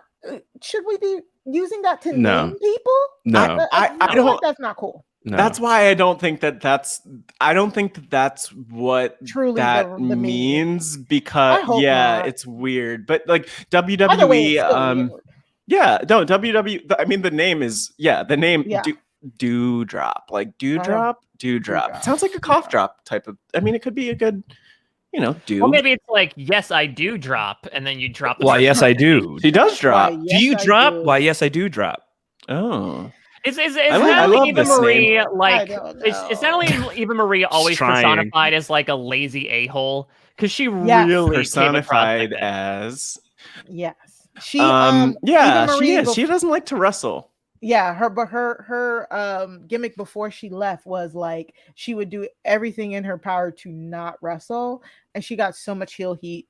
So this is it. This is she's not a beloved character in the wrestling community for many Yeah, understandably. Reasons. She's a wrestler who doesn't want to wrestle. That could raise a lot of tempers with people. Yes, exactly. So the good thing about this match is Naomi and Asuka win, which means both of them are going to be in the Money in the Bank match, which I'm excited for because I love Naomi in ladder matches, but also Asuka as well. And Asuka won Money in the Bank last year. So we got two people who we know can go in a ladder match that are automatically in there on the Raw side.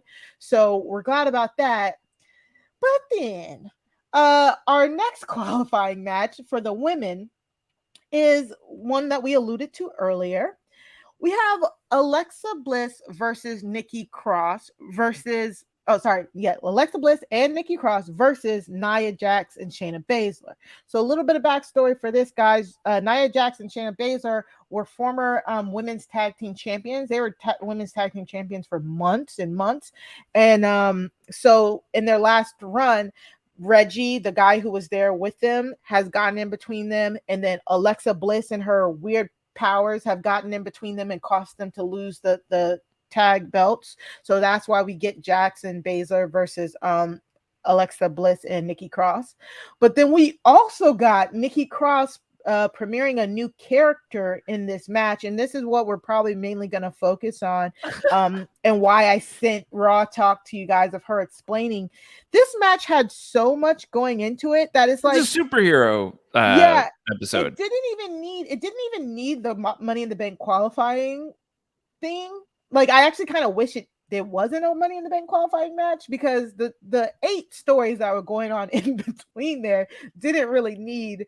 Also, whoever wins is going to participate in this match. So, Mike, off the top, what are you thinking? What are your thoughts? I mean, I am mystified by Nikki Cross, even more so in her interview afterwards that you showed us, which might be one of like the worst pieces of improv I have ever seen. Where, like, Nikki in the bank and her standing up, and you could tell like nobody exactly knows what's going on. Everyone's on different pages.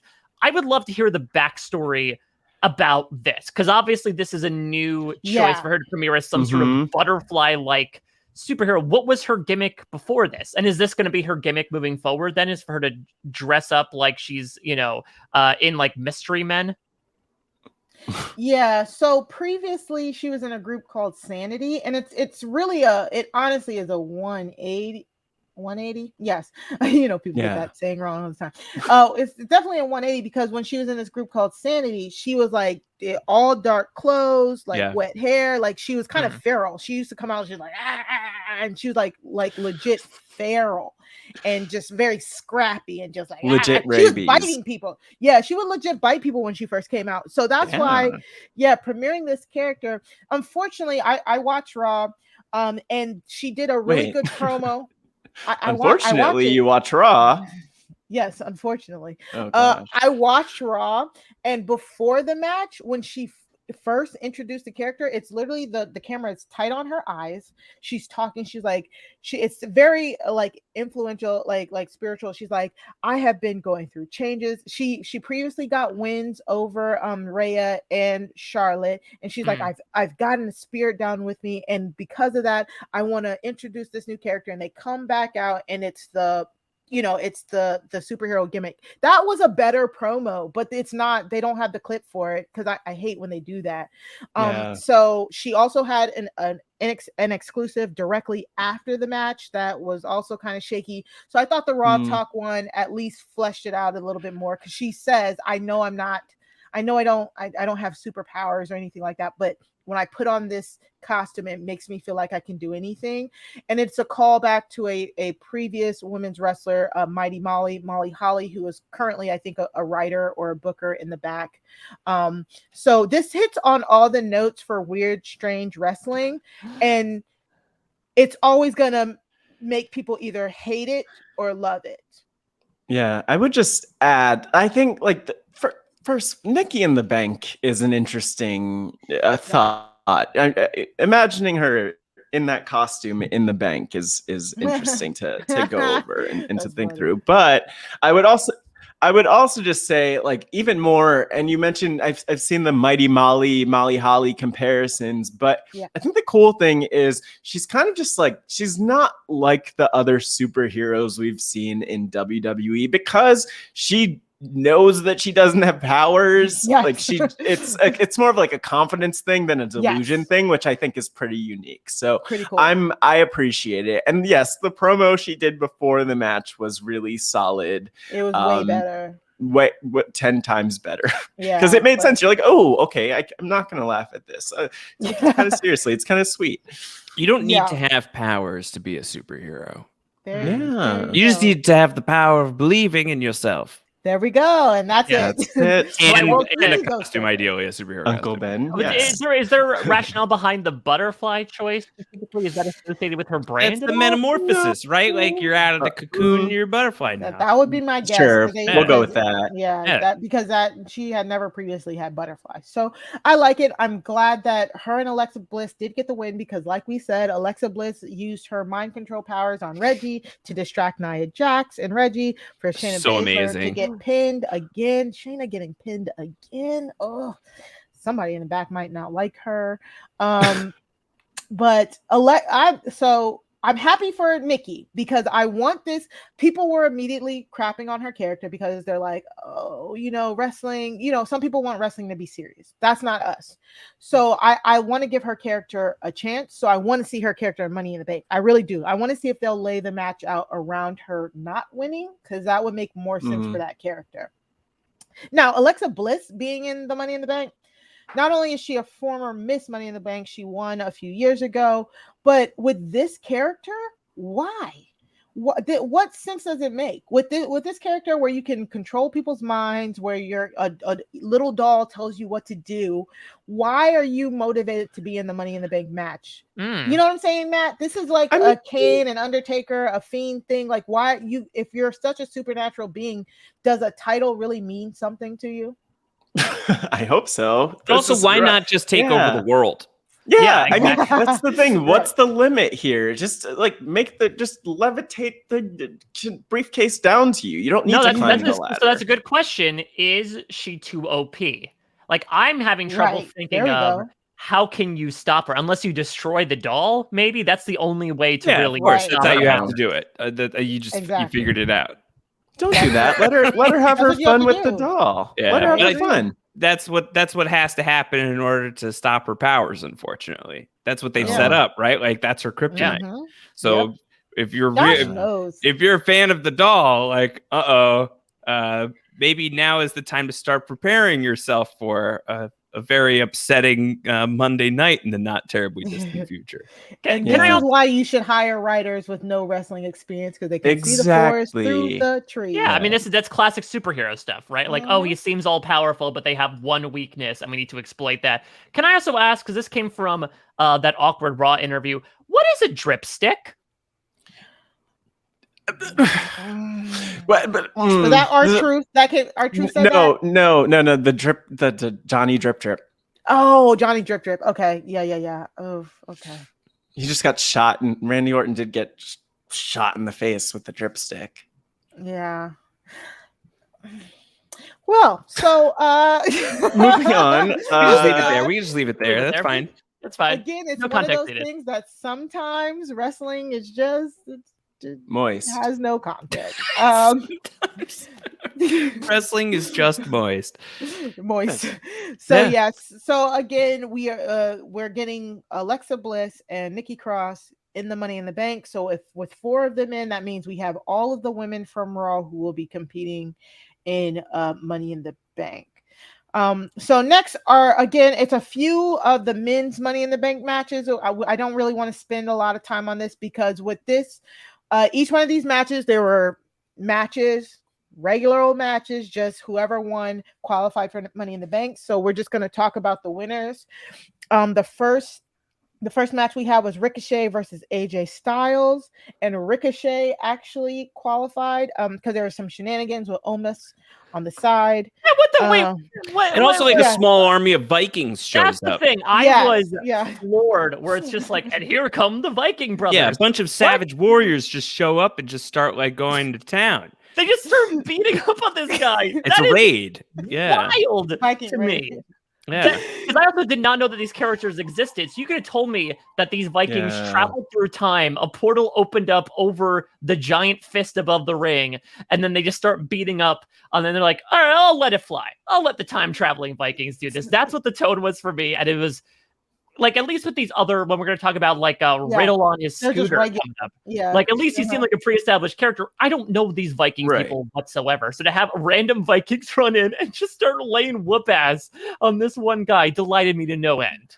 And they just attacked Omos for no reason. Like, everyone's talking about Britney Spears this week, but like, leave Omos alone. Like, he did not deserve that. And that's not how anyone should be treated in their job. Just like, Josh, imagine that happening to you when you're managing Mike. It's just not fair. I'm not going to tolerate that. I will have a hard stance against getting ambushed by people. You're not allowed to do it. Yeah. And that's what I'll tell everyone. I'm like, you are not allowed to hit me. And then everyone will listen. No, that's not how that works. No? I was going to say that's exactly how that works. Yeah. None of you you cannot hit me. And then they'll be like, okay. Basically you asking to be hit. No, they'll be like, no. You're setting boundaries very clearly. That's don't hit me. It's like, don't hit me is what I would say. And then they'd be like, all right. Wrestling name, don't hit me. Yeah, they'd be like, fine, okay, you're off limits. I say, I'm off limits. They go, that's fine. Your boundaries, you're setting them. That's fine. Are these Viking brothers? I'm assuming this is a tag team of guys that act like Vikings. Yeah, AJ Styles and Omos, his bodyguard / tag team partner, they are the Raw men's tag team champions. They are the champions. So the Viking Raiders won a shot at their championships. So even though AJ Styles is trying to get in on the Money in the Bank match, the Viking Raiders come and attack Omos so that they can, distract AJ, and Ricochet gets the win. So they want a shot at the gold, and that's how you've clearly established, Mike, that if you want a shot at the championship, you just come out and beat up the champion and try and take it. So, yeah, I mean, I don't know. It feels to me personally like Heavy is the head that wears the crown. Like, I wouldn't want to be the champion personally, because I think that just means like you got to watch your back 70 times over than if you're a regular wrestler. Because now some random Vikings can come jump you while you're like watching your friend wrestle someone else. But isn't that risk always there? Right. Isn't it always there? So Ricochet surprisingly gets the win here. Then we get you guys should be very well aware of this. Johnny Mundo, the Monday Night Delight, Johnny Nitro, the George Bushy of Tushy. Yeah. Randy Orton versus John Morrison, Money in the Bank qualifying match. With the Miz on the side. Wait, so why is the Miz in a wheelchair? He has a legitimate torn ACL. That happened. Like, he was in a zombie ghosty match, and so I was confused too. And then it was, it makes perfect sense. He has a lot of dripsticks, by the way, in his little wheelchair pocket, which I appreciated. That's so cool. Yeah, he's got a lot of accessories on hand. So John Morrison and the Miz, they're actually a tag team. They tag team way back in the day. John Morrison left. He did the independent scene. He came back. They hooked back up, and so John Morrison was going up against Randy Orton to qualify for Money in the Bank. Miz got a Miz and helped John Morrison get the win there. And again, to be fair, though, I don't think this was the Miz. I think this was all Riddle or whatever the hell his name was. Oh, right. Yeah, exactly. He was the one that I think, as much as Miz was trying to get in with the dripstick, I think Riddle was the one who was just like... Riddle's a weird guy. Rooting around on his scooter and distracting Randy. Riddle's odd. Riddle's odd. Riddle's going to have the moment in the next one. It's like, Randy, you all right? Randy, you okay? You always talk to me, Randy? Strange. Yeah, they just formed a tag team recently called Arcade Bro, and clearly Arcade Bro. Arcade Bro. Oh, I thought like a bro wish out at the arcade. Well. Yeah. That would be a little bit better. Yeah. Wait, why RK? There's no K in either one of their names. No, because Randy Orton is known for the RKO because it's his initials, RKO, and it's one of the most famous finishers in wrestling history. So whenever he tags with somebody, they always try and use that. So it's RK Bro because Matt Riddle loves to say bro. Yeah. Or Riddle, sorry. They only refer to him as Riddle now. Wait, so his name is Matt Riddle? Well, no, they took his first name from him. Yeah. They took his first name from him, so he's just Riddle. They took his first name from him. Oh, they do this. It happens this all the time. Mm-hmm. We're stealing Josh's first name, and he's just Wigler from now on. I'm fine with this. Mm-hmm. I don't know. This feels like some sort of mystical ceremony where, like, I placed your first name inside of this stone, and now it will contain your name. Like, sort of like the Little Mermaid is what I'm thinking of. When I tell you they do this all the time, it's so frustrating. And they give people back their names. I was just thinking about this for somebody Charlotte Flair. Charlotte Flair became Charlotte, and then she became Charlotte Flair. I mean, it's impressive though. It's hard to get your name back once you lose it. So yeah, because she dumped her name because she said she didn't want to be associated with her dad. If you guys didn't know, that's Ric Flair, right? Yeah. Mm-hmm. Yeah. So again, here we go. These are all upsets, to be quite honest with you guys. When you saw the pairings, you would have thought all of the other people should have won this. So John Morrison is in. Our third and final match we get Drew McIntyre versus Riddle. So again, Riddle manages to get the pin here. Drew McIntyre just spent 5 months going after the WWE Championship after he lost it. He was the previous WWE champion. All of the promos going into this was him talking about because he lost to Bobby Lashley at Hell in a Cell on Sunday, he can no longer challenge Bobby Lashley for the title as long as Bobby has it. But if he has Money in the Bank, that's a runaround to that stipulation. But now he's out of that, right? He doesn't have. Yeah, so he's run out of options.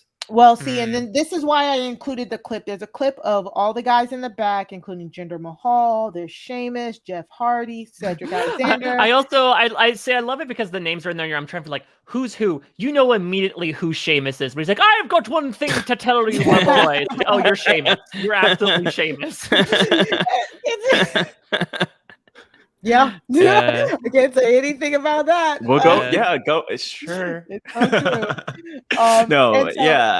And by the way, Sheamus and like just as like context too, this is a weird group to have together because like Jeff Hardy mentions being a former world champion. Sheamus had a world championship at some point. Jinder Mahal had a world championship, but like it's not often that we just see a random cluster of wrestlers together. I'm going to admit, there were a couple of people there who were not named and who I'm sure other people know their names. I was not sure who they were, but they were tall. Jinder's entourage. They were both from Jinder's entourage. Yeah, I don't know their names either, but I think. Okay, good. I feel less bad. Yeah, but I don't know their names, but I think they've been. I think if we watch Main Event, maybe we'd know. But they basically don't they? They're like, now in case somebody has an accident. Yes, exactly. Keep us in mind. It's like, are you guys gonna hurt someone? Yeah. How many Tanya Harding situations happen in the WWE? So that's my question. That's my question, Mari. So like, we have people who are like locked for Money in the Bank, but it's like. So just in case John Morrison winds up in a wheelchair with The Miz. Josh sees it. Yeah. Josh sees the vision. And this is why I included that clip, because I was like, oh, we got 3 people we weren't expecting to be in Money in the Bank. Oh, wait, here's a clip of them threatening their lives. This makes sense. So I can definitely see, especially John Morrison being the one that gets taken out. I think I think they need Ricochet. Not Jomo. Not the Mayor of Slamtown. Mayor of Slamtown's gonna not get Johnny slammed. Drip. Mayor of Slamtown's gonna get slammed. Because Riddle is the Ricochet is the high flyer, so I can definitely see them needing him in the match. John Morrison is, of course, can do some high flying moves as well, but he is, as of right now, he is not on that top tier like that championship tier there. So I don't know if he'll really be in the Money Bank match. So if I have to pick somebody, I think he's the one who's going to get taken out. And then, guys, the 3 people who lost, they do this all the time. The 3 people who lost will be in a triple threat next week to fill that 4th spot. So we're going to get Drew. So it'll be like three, just like one-on-one. Oh yeah, no, I you know what's going to happen. It's Randy Orton's going to win, and so Randy Orton is going to be able to face Riddle, right? Like after all these shenanigans went down, now he's like, you'll be like Randy, and Randy will be like, I'm going to take you down now because you screwed me out of my first chance. No, Riddle's going to distract Randy once again, and then Randy's going to lose again, and so that's going to further enrich Randy. Just be, Riddle, I hate you so much. But Drew McIntyre is going to win because they've been setting him up the whole way. There we go. He's the hero. Oh gosh. Oh my God, this is amazing. Yeah, we don't know. Hire this man, WWE. I mean, I guess like I would abandon everything if the WWE wants to hire me as a writer. It seems like it would be silly not to. Yes. Exactly. Yeah. And that's what it looks like. I think we're gonna get a Drew win here. I think John Morrison is gonna get taken out, and then we'll see who they replace him with. I doubt they'd replace him with anybody from that lineup. That the people in that lineup who might help take him out are not going to be put in. No, absolutely not. I think I could see a situation where Drew, okay, maybe he wins, maybe he ends up in the match, but Sheamus and Drew had a feud going on earlier in the year. Maybe that's who gets taken out. But the other thing is, I'm with you, Mike. You know, I think Randy Orton's got this one. I could see him just showing up and getting in there. Drew hasn't had great luck lately, so maybe that'll continue next week. Could they do it that Drew McIntyre wins, John Morrison has an accident, and then Randy takes his spot? So now Randy like double shots his way in. Is Randy like the understudy where because he faced down John and lost to John's like, well, Randy, I guess it's your spot now because you were in the matchup. Right. That's most likely to happen. Probably. And if Randy doesn't end up in the match, we've seen Money in the Bank matches where people just legit show up. Like if Riddle is about to touch the briefcase, Randy Orton can pop out of nowhere, push him off the ladder, and keep it moving. When is Money in the Bank gonna happen? When does it happen? July 21st. So we will. Hang on a second. Let me just adjust my Google calendar. I know. I was gonna say, gosh, I think because now we know these people. I'm invested. I will also say, look, I know Riddle is like a little troll in his own right, but I kind of like him because he seemed to have such a different body type from all the other male wrestlers. Like he's so lithe and nimble, right? Like he's throwing himself on guys' heads. He's like crawling around like a little spider monkey. He's rolling around. Like I enjoy what Riddle brings here because it seems very different from like the me slam you into ground. That's right. From a lot of wrestlers. It's gonna be boom boom flume, boom boom boom, boom boom boom. He's very live. He's a former UFC fighter, so that's why he kind of wrestles with no shoes and stuff like that. I can get that type person, so that's why he has that type of body style, and his character is he likes to get high apparently, so that's his character. So I mean, when you're doing you, that's what comes across. He's essentially if Ozzy from Survivor was a wrestler, right? Exactly. Like Jungle Boy becomes a wrestler. Yeah. Something like that. Except I feel like with the wellness, I don't know. I feel like with the wellness policy that he's probably pretty clean. But yeah, it's a weird gimmick. I don't know where the Razor like scooter came from, but like a Fabio type though. Like seems like he's kind of Survivor Fabio. Yeah, Survivor Fabio. Yeah, Survivor Fabio. He's got like. Maybe that is him. He seems like he's got kind of like, with all due respect to Riddle, like I think like something airheady about him. I guess I didn't say all due respect to Fabio. Yeah, he does have a really great head of hair. Yes, he does. Yeah.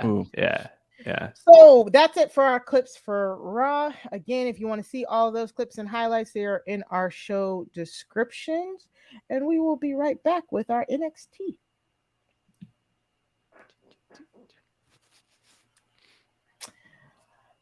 Okay, so all right, so to keep it real with you, NXT this week was kind of a lot of like filler to me, really. I was watching it, I was like, okay, this is kind of cute, you know. They're gearing up for their American Bash pay-per-view, which I think will be sometime around 4th of July. Yeah. I swear that again, these takeovers come like they just there come was out just of the one. woodwork. There was just one. I was like, we just did one. So we talked about it. We gave predictions for it, didn't we? That was last week. I'm so 2 weeks confused. ago. So they're gearing up, and so they're laying some groundwork. So it is some good work. But honestly, there was nothing that I was like, oh, okay, cool. I got to write home to mom about. We can cover it next week, because it seems like a lot of this was just setting up matches for next week. We have a women's tag team #1 contenders match next week. We have a I think there's anyways, we'll cover it next week. So I did want to cover this week, and what we did see this week was Hit Row. Matt, we've been gone on hiatus. We forgot to include Hit Row when we talked about the things that we loved, and I am ashamed. We didn't forget. We just saved them. We just saved the best for last. Exactly. Yeah, that's it. Oh my God, they're phenomenal. What's up with Hit Row? Are they new? Who are these guys? They seem awesome.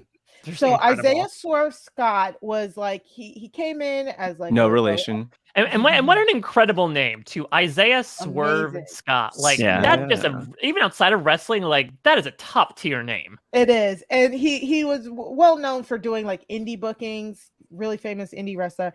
And so he came in, he was getting those babyface pops, but they weren't really doing much for him. And then he finally had this. We covered it a little bit on our first season. He had this feud with Leon Ruff where he turned heel and he just started like busting Leon Ruff in like the face like all the time. And he started wearing grills. He was way more. He was like, "Yo, this is me." And then so back in May, he came out and he introduced Hit Row Records featuring Brianna Brandy, who I think she signed with the company. Yes. Is that her name? That is her name now. Brianna Brandy is what she was signed on as. She's fairly new to wrestling, if I remember correctly. She signed with the company last year. She now goes by B-Fab. We have Adonis, Ashanti the Adonis, who was a former 205 Live guy. He was on 205 Live. And then we have Top Dollar. Yes. Top Dollar. MVP of the entire freaking week that I watched in wrestling. Ski masks don't work with your names on your shirts. I would lay down in the road and let Top Dollar drive over me. That's how much I love great. this guy. He's great. I don't know realize what have to to take do and that, become vegetarian. Like these rhymes are incredible. Yes. And Top Dollar, he's a former football player, actually. He's a football player, from what I understand. I don't think he has much wrestling experience. But Swerve, basically, we sent you'll see in the highlights, we basically sent all of the clips of them up until now. And it's just amazing. Swerve says, this is us. We're about to start taking over. Brianna Brandy, B-Fab, she was actually like a rapper and singer. So like, yes, get the pictures. Yes. So they are just, it's a whole nother level. It's definitely a take on like the 90s, the kind of like 90s rap, like Death Row records and stuff like that. But it's just so authentic. It feels so authentically, not just them, but authentically Black.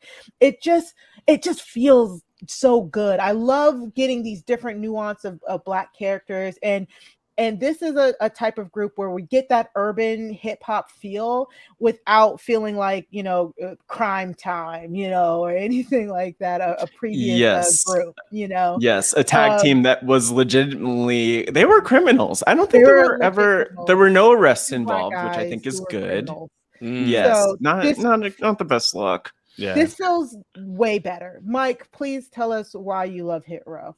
I mean, Hit Row is squad goals, is it not? Yes, like they seem like they're getting along with each other. It's like they finish each other's sentences. I just love that they're building on it as well, right? Because they have the entire like not song, I guess, but like everyone does a verse while they're sitting in the ring. Then they have the segment of them sitting in the record studio, like this really oddly, suspiciously lit record studio, talking about stuff. That's why another great Top Dollar line. Will slap L's on their heads like they're Mario's brother. I know that really resonates with Josh. I loved that. Yeah. But yeah, I think what I love is how much like they get on everyone else's nerves, but like they're so above it. Like to the point where like these guys are donning balaclavas and tank tops with their names on it to try to vandalize their car, but like they don't stoop to their level. right? Like they do not give a crap about everyone else because they're Hit Row, and I love that. I love the confidence and the swagger that Hit Row has. Though I think if you take Top Dollar out of it, like he if we're trying to distribute percentages, think about like 80% of my love. He's your linchpin. Top Dollar, yeah. So how does this? What's like? I'm sorry, I have all these like stupid like nuts and bolts questions. These are great questions. Yeah. But like so structurally, so there's like 4 people in Hit Row. Are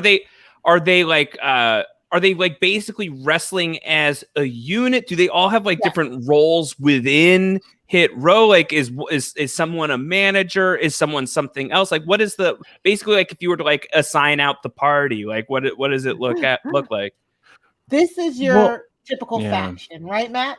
Exactly. That's it. And I think the thing to note, like BFAB, like BFAB, for instance, is more of the manager in this situation. And this is a role that we often see for like the women in stables because they're not necessarily like placed in the ton of matches, but they tend to switch things up and mix up the configuration of a group like this. So you might see like 2 of them wrestle at one time, 2 wrestle another time in a tag match. One thing that's interesting is but they could all be wrestling. Any one of they could all be. They could all be. And they also could like have the tag team championships and kind of like the New Day did this with their 3 members at when they had Big E with Xavier and Kofi, and they just shared tag team championships. And so, honestly, I would just put Top in every time. So that'd be my pick. Yeah, so and especially factions built like this, since we're introduced to them through Swerve's lens, this is more of like so we get Top Dollar and Ashanti the Adonis. They went up against Everrise because Everrise is trying to vandalize their car. They squashed Everrise really quickly. So what we're hinting at is we're gonna get Ashanti and Top Dollar as the tag team in the group. Swerve, this faction was built to push him forward, so he will probably be the one who's going after the individual championships, probably the North American Championship, and then hopefully the NXT Championship. And then BFAB, again, like I said, I'm pretty sure she's new to wrestling, so she's a great manager first and foremost. Like her talking, her bit, her promo in the studio was just amazing, but she's also training, so and they say in the studio like they're gonna come for all the gold. So eventually I want to see her in the ring trying to go for that women's belt, because when you put factions together like this, the goal is to get all of the gold. And so and because they're especially a heel faction, like they're right now they're a heel stable. So if you're going to have a heel faction, a heel stable, that's another word for it, then you're going to have them going up against getting these titles and you using dirty tactics to keep and or get them. So I'm so excited for Hit Row. I really want to. Interesting. Wait, so Hit Row is heels? Well, because I feel like the way it was personified in this, Everrise seemed like the heels of all heels, to the point where they were pulling a Billy Madison and being like, Everrise rules. But they roll up in the first clip that we got of Hit Row, and like the room is like pretty cold to Hit Row, right? Like you can tell the vibe of like the atmosphere. They're like, don't like these guys. So like we're standing Hit Row, but I feel like WWE is like trying to get us in the place of being like, no, they're dangerous. Watch out. They're definitely the cool heels. Like that's I think the distinction where sometimes it's not clear. We might love them, but that's not, I don't think that's what they're going for. Also, they might totally just switch gears on them. But I like the intensity and the fire that they have just like coming for everybody else. So they did have some questionable rhymes like there was some line that I wrote down about like realizing what's at stake and then becoming a vegetarian. It just was like clunky. Top Dollar. I know. I love that. That was one of my favorites. I love Top Dollar. Go realize what's at stake and become vegetarian. Like that hits my heart. This is why Mike loves Hit Row. It's the dad jokes. It really is, though. That's why Top Dollar is like my soulmate right now. Like we really get along on that level. Yeah, and something that the clip, the problem is the clip cut out. Once they beat Everrise, after they beat Everrise, they then beat up on them afterwards. So I think that's where the clip cut out. Like Yeah. Isaiah Swerve Scott literally just kicked one of them in the head.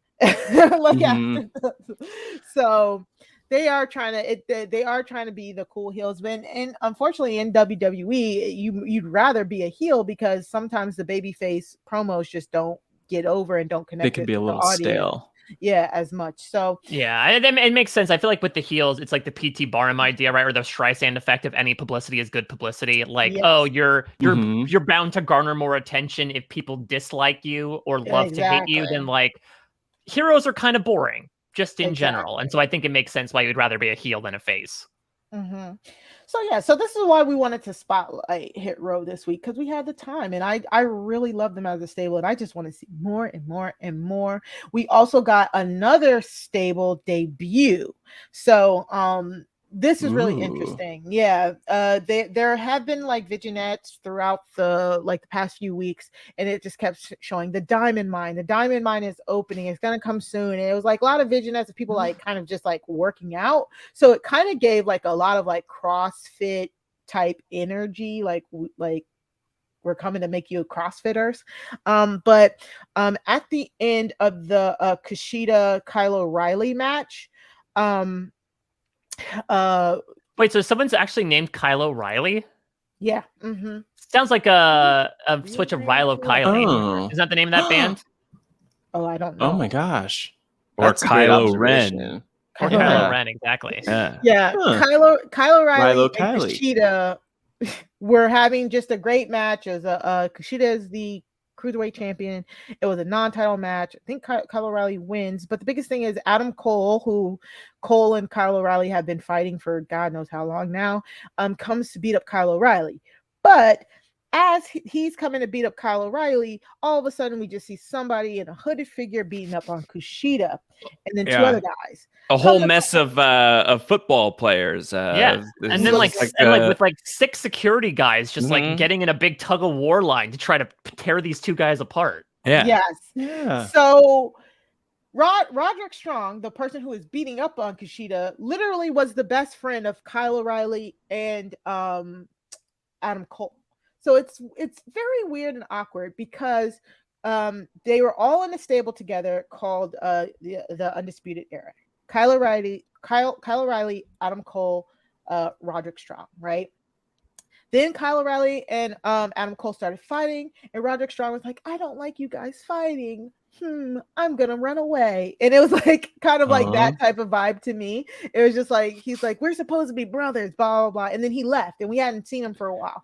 So now he's back, and he's with the new stable. And so I'm kind of confused on how this is going to play out. This is the reason why I didn't include any more of that, because we just don't know right now. All we got was Roderick Strong beating up on Kushida, throwing his hood back, and they're like, oh my God, it's Roderick Strong. And then on the left here, we got Tyler Rust with the long hair. And then on the right, we have Hideki Suzuki, who I can't remember how I don't think he's had much TV time. He was a trainer, or he is / was a trainer with NXT. So that was his debut, and they also didn't say his name, which they didn't. So they what a slight. They might be working on it, because I think he's famous in Japan, I think, and he used to work with Antonio Inoki in Japan. So they might be trying to figure out what to call him. So that's why it's just a lot of question marks here. But I wanted to include this clip because NXT, you asked us what's the difference between the brands. NXT is like legit wrestling and factions. I mean, factions on factions on factions. And the main man, Mr. Malcolm Bivens, who was trying to become the best manager in WWE, he's the one who put them together. It's going to be interesting, I guess. I want to see where they go with this. What do you think, Matt? I'm so curious about. So, do you know how long Malcolm Bivens has been with WWE? Yeah, he's been with them for a few years now. Yeah, you'd think he would be like a bigger presence or a bigger star already, but maybe this is like his breakout, because Roderick Strong has been in the main event with the Undisputed Era, as Mari was saying, and so maybe this is his moment. But he's insanely charismatic, insanely talented. Yeah. So this segment didn't give me a lot, but I'm curious. I'm really curious what will happen. I have a question about the factions. So, so everyone in NXT sort of like has their little group. Is that what you're implying? Not everyone, but Not I think everyone. one thing that NXT does better than the main roster is that there are factions. It's a smaller roster. It used to be a lot of factions. It used to be a lot, but like the characters should all have relationships with each other in some way or another, right? And so that's one thing that's cool, is that you could kind of connect the dots between different people in NXT. So yeah, a lot of them do have factions, or like former factions, like in the case of Undisputed Era, where they now just hate each other. So it makes it more realistic rather than them living in silos, which is a lot of how most characters are actually. Yeah, well, because the thing that I immediately think of is like, this reminds me of Game of Thrones families. Yeah. Like, oh, this family hates this family, but then there's like certain individual relationships as well. I don't know why that's the first thing I went to, but like that's all I can think of when it comes to factions within NXT. Yeah. And it's about survival too, because like we said, Undisputed Era, they were like the top faction for like 3 years. They just basically broke up. So it's about survival. If the top group, they literally had all the gold at one point. If the top group have each other's backs, then you need to find some people who have your back. And then, we've had War Games, which is literally a match just where 2 factions or 3 factions go up against each other. So if there's one thing that NXT does and can do pretty well is factions. So this is why I had to highlight it, and we'll keep an eye out on where the Diamond Mine is going. Like Matt said, Malcolm Bivens has been waiting to. He's a man. His main thing is managing. He likes to manage. He wants to be one of the. I think from what I gather from him, he wants to be one of them old school managers where he manages, he puts them over, but he's okay to take the bumps too. So he's just been looking for somebody to manage, and he found it in Tyler Rust at first, and he was on TV with Tyler Rust a lot, and then now I think he has his faction. So I'm excited to see where it goes. Yeah, business is about to pick up, so I'm excited for this one too. Cool. Any last thoughts on NXT Hit Row or any of this? I don't think so. I'm intrigued to see where Hit Row goes. I know that you said there's a lot of diamonds in the mine, as it were, but my heart lies with Hit Row. So I hope hope this plucky little crew is able to find some success, despite the fact that the audience might not like them. Right. Exactly. Yeah. So next up, finally, the A show, SmackDown. For them to be the A show, this was actually this week again the same kind of thing. It was okay. You know what I'm saying? It felt like a lot of setup.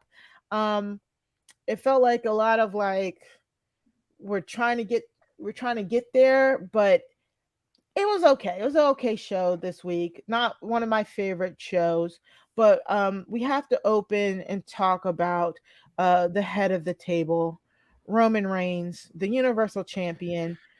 What does that mean? He's like master of the universe. He's like He-Man.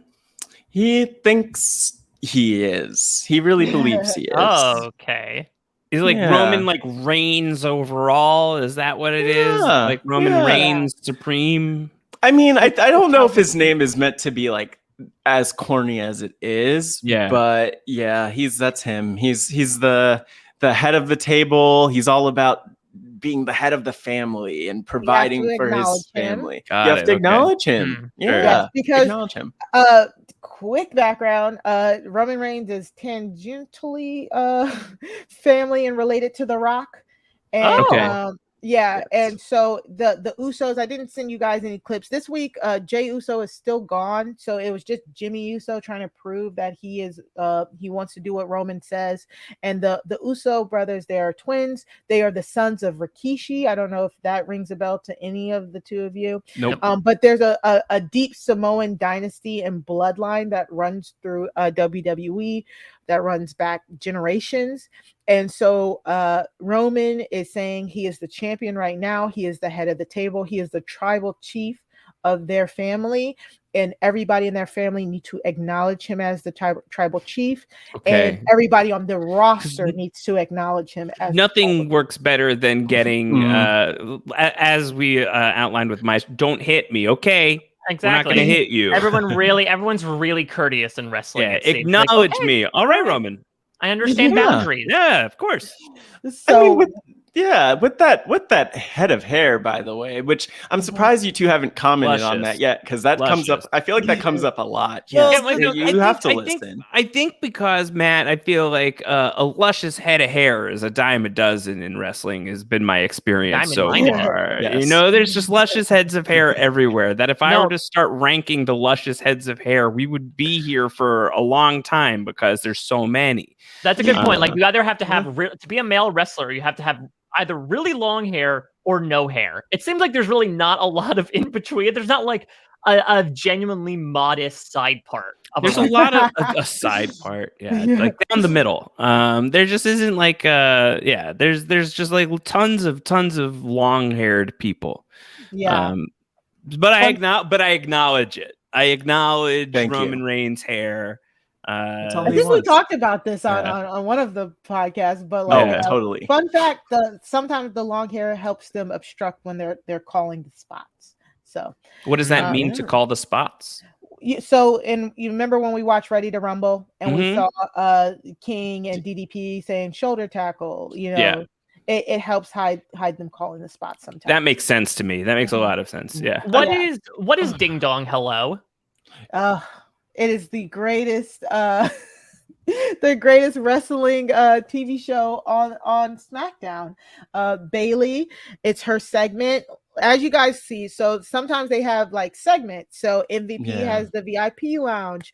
Alexa Bliss has the playground. And so Bayley has the show called Ding Dong Hello, and she dresses up like kind of like Sally Jesse Raphael. That's exactly it. It is exactly it. She has guests on to talk to, and it is just so freaking hilarious. The Miz had one called Miz TV. Oh, I've heard about that. Yeah. Yeah. Like, so it's just different segments where they can pretend like they're on talk shows and they can further storylines, but it's in the middle of the ring. Yeah. It's in the middle of the ring as opposed to like a backstage promo. Because the context we get is, you could tell me it was Roman Reigns' show and I would believe, because the only thing we see is Roman Reigns opens a door and gets punched in the face, like Landshark SNL style. So I'm like, oh, okay. I guess there's a talk show within the show. And also Roman Reigns opened the door and got punched in the face. And that's why we're here right now. Sometimes that needs to happen. But I think the beautiful thing about this is that, like, Bayley, before this year, Ding Dong Hello was not a thing. Bayley, previously, like way back, a couple of years back now, Bayley was a face, a baby face, in other words, a good guy. And Bayley was cheery and happy. Then things changed at some point for her. She got really upset and angry and moody. And then this year she just decided, you know, I'm gonna do my best Oprah. I'm gonna show up and be my own Ellen, you know, and I like it. I don't know what her footwear is like, but you know, she has hopefully she has more longevity than Ellen. We'll see.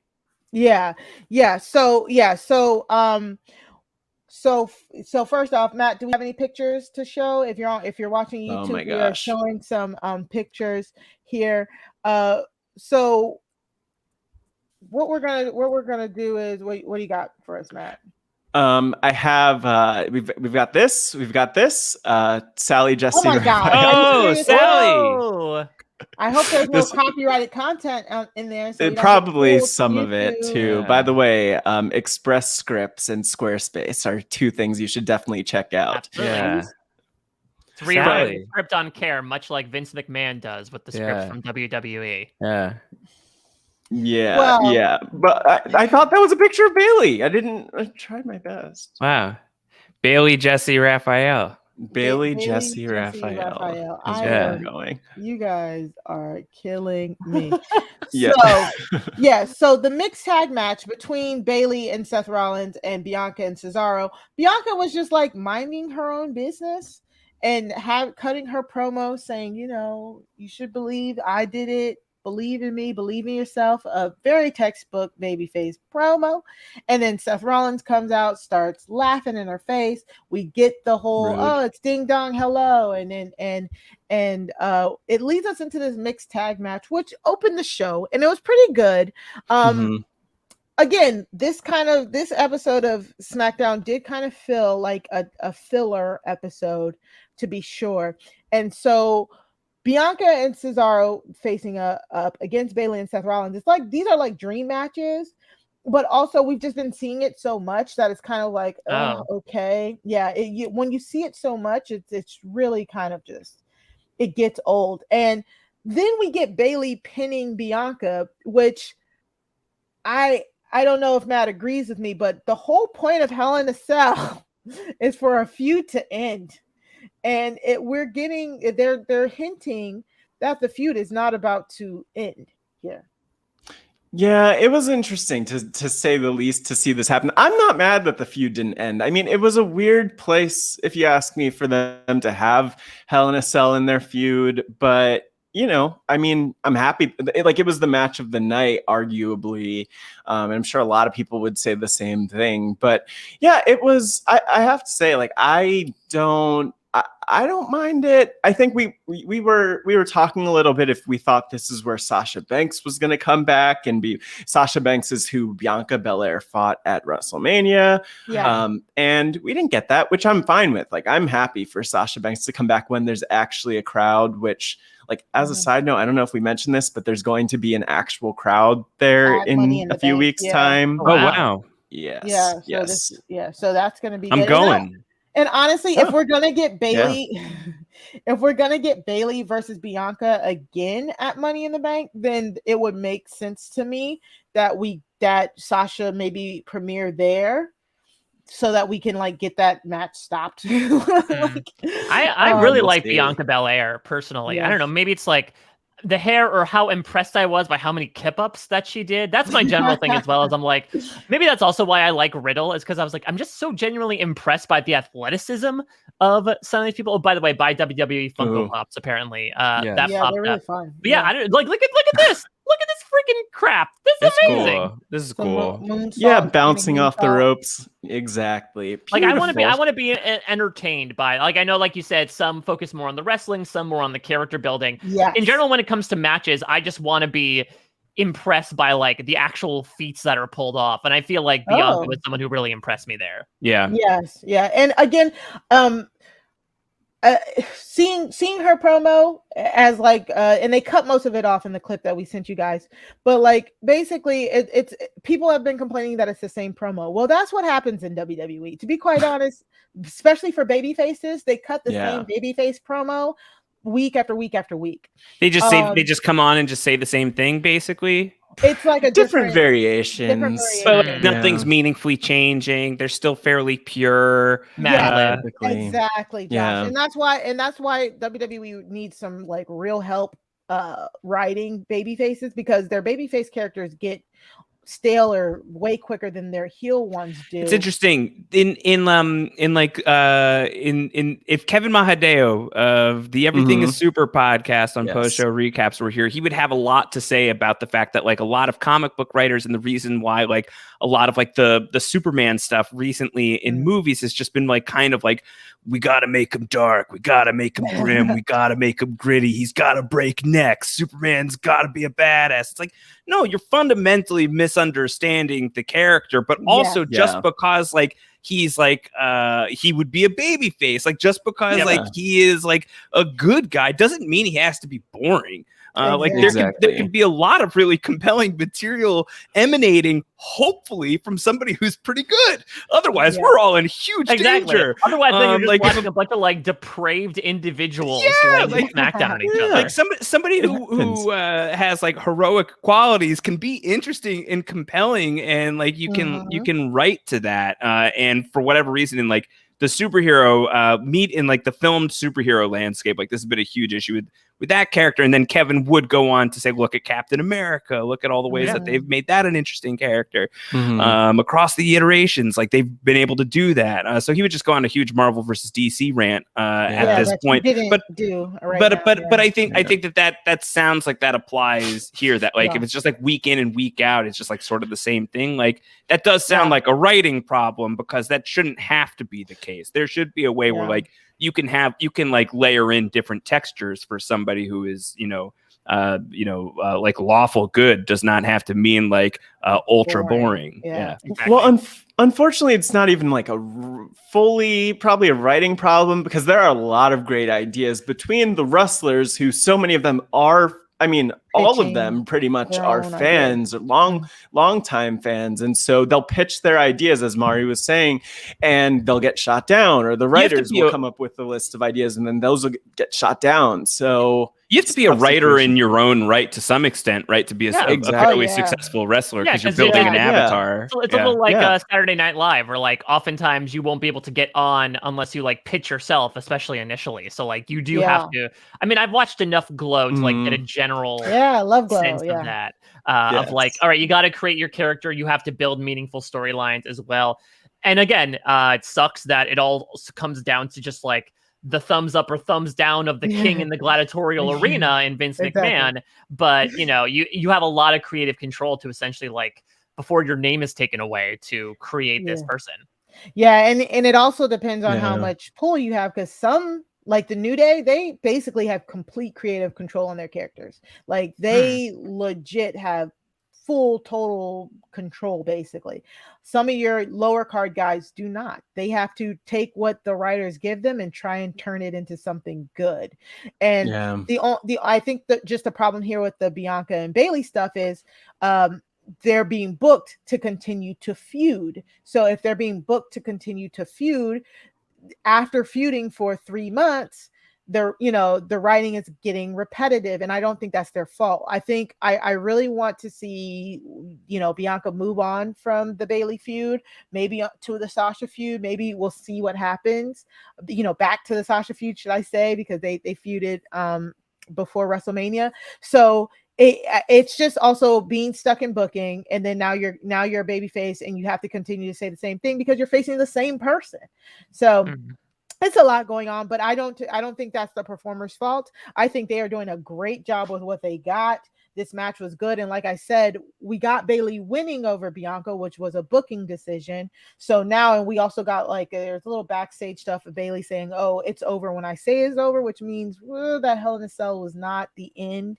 So we'll see where it goes. But I would love just something to materialize in this feud to take it to a different level. And maybe they're spinning their wheels until the fans come back. That could be one possibility. Let's hope. And then they'll get the crowd reactions. But, another thing just to note here, and we touched on Vince McMahon and like the booking earlier, but WWE tends to be pretty petty sometimes. So like they can have the best idea in front of them and just squander it because they're like, you could be Jimmy King, and just by virtue of showing up late, King, exactly undefeated and still rough life. I hope that Jimmy King comes back one day. I hope so too, but I also hope that he is having a happy life in retirement somewhere. Yeah, somewhere. All right, so let's get to this coronation, guys. Speaking of the king. We just talked about the king. Let's get to the coronation.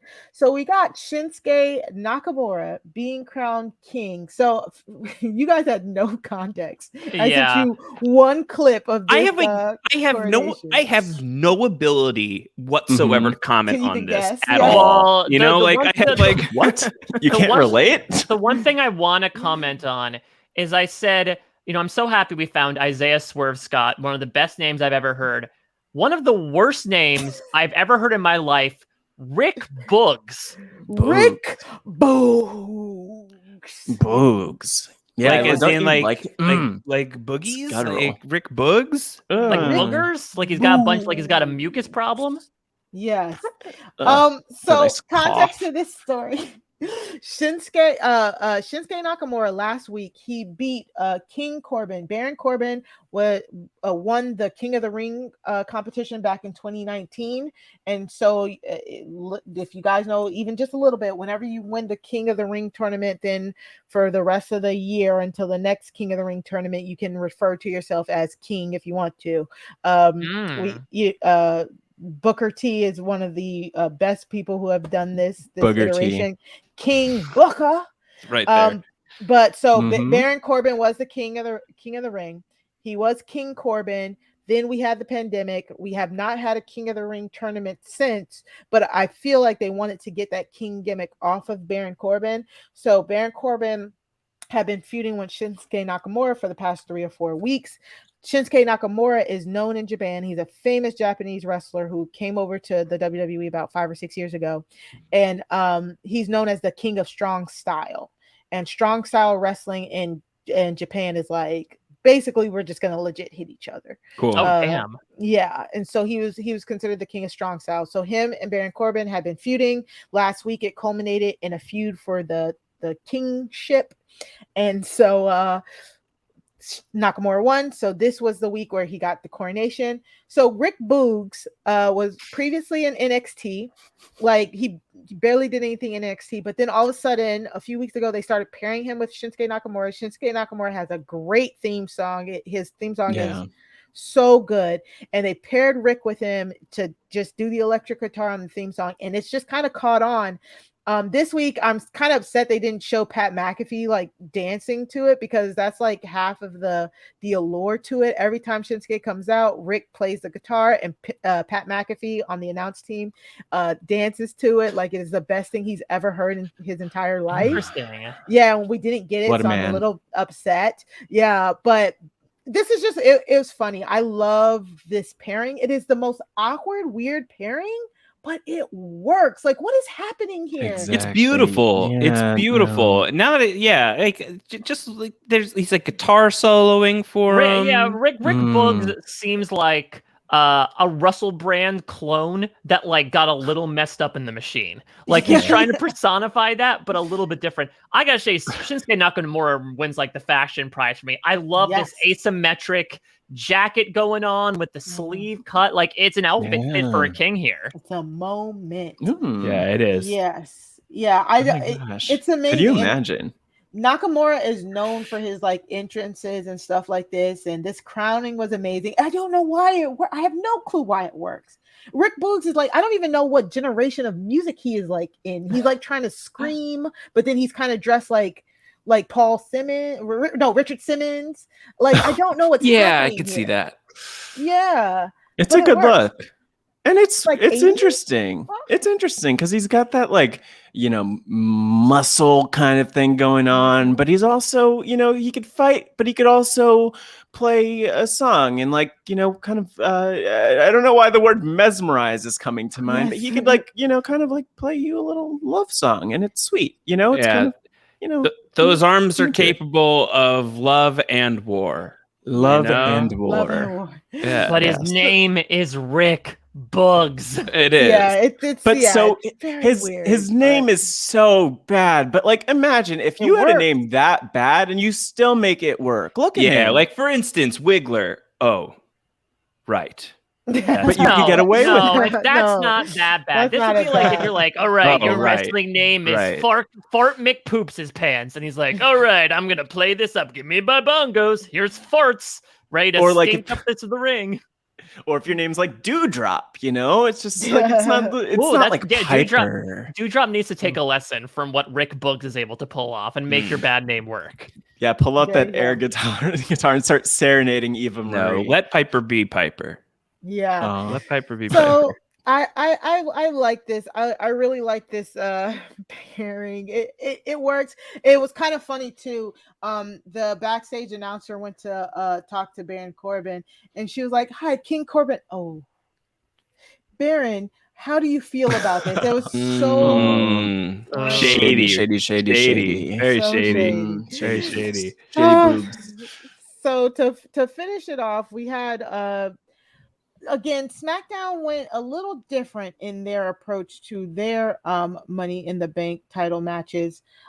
We only got about three of them. We got 2 matches. So we got Liv Morgan versus Carmella, because Sonya Deville came out and just said, "Hey, Carmella, you're gonna be in the match." I guess rightfully so, because Carmella is technically a 2-time women's Money in the Bank winner. technically.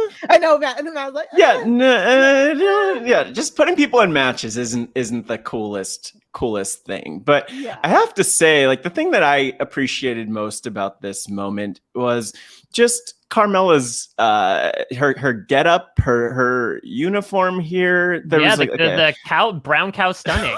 Yeah, there's like a cow theme going on, maybe like a Dalmatian, a little bit of Cruella de Vil here. I liked it.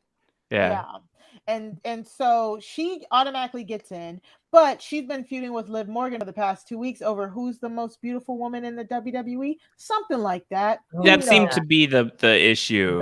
Though you gotta say, like, this to me was the most predictable outcome. I think. Right. I don't know. For me, when Liv Morgan comes in and like this is a little bit of like a Nikki Bell, like small time storyline, right? Of like her trying to believe in herself, her being like, I'm the star, not you. This felt like, to me at least, it was inevitable that Liv Morgan was gonna take it here. Especially because if the storyline is like, well, all right, this is a little impromptu, but Liv come in and challenge her, it would be at least to me a little odd if she challenged her and then nothing became of it. That, and unfortunately the SmackDown women's roster is so thin right now. Like they gave it to Carmella because you couldn't have them both fight for one of them to get in, because they technically both got to get in because they just don't have enough people. They don't have the numbers. They have Carmella. They have a recruitment problem. What's going on? They let a lot of people go pretty recently, but I don't know how many women they actually let go who were on the SmackDown roster, like Billy 4 maybe. Billy I feel like it was even more than that. And then well, anyways, and then Sasha's on break. Speaking of which, Josh Wigler, Sasha Banks was off filming The Mandalorian.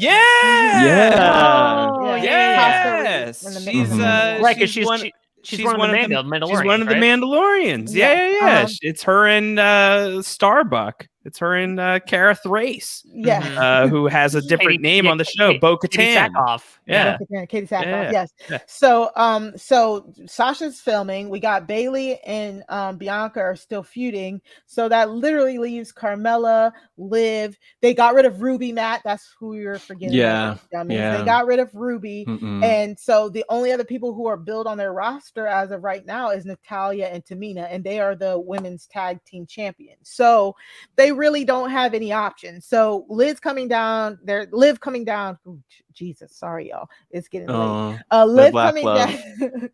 Liv coming down and being like, I want to get a shot, and then Sonya Deville being like, yeah, if you beat her you'll get in. We knew that was going to happen, so it was very predictable. However, I love Liv Morgan. I'm glad she's in the match.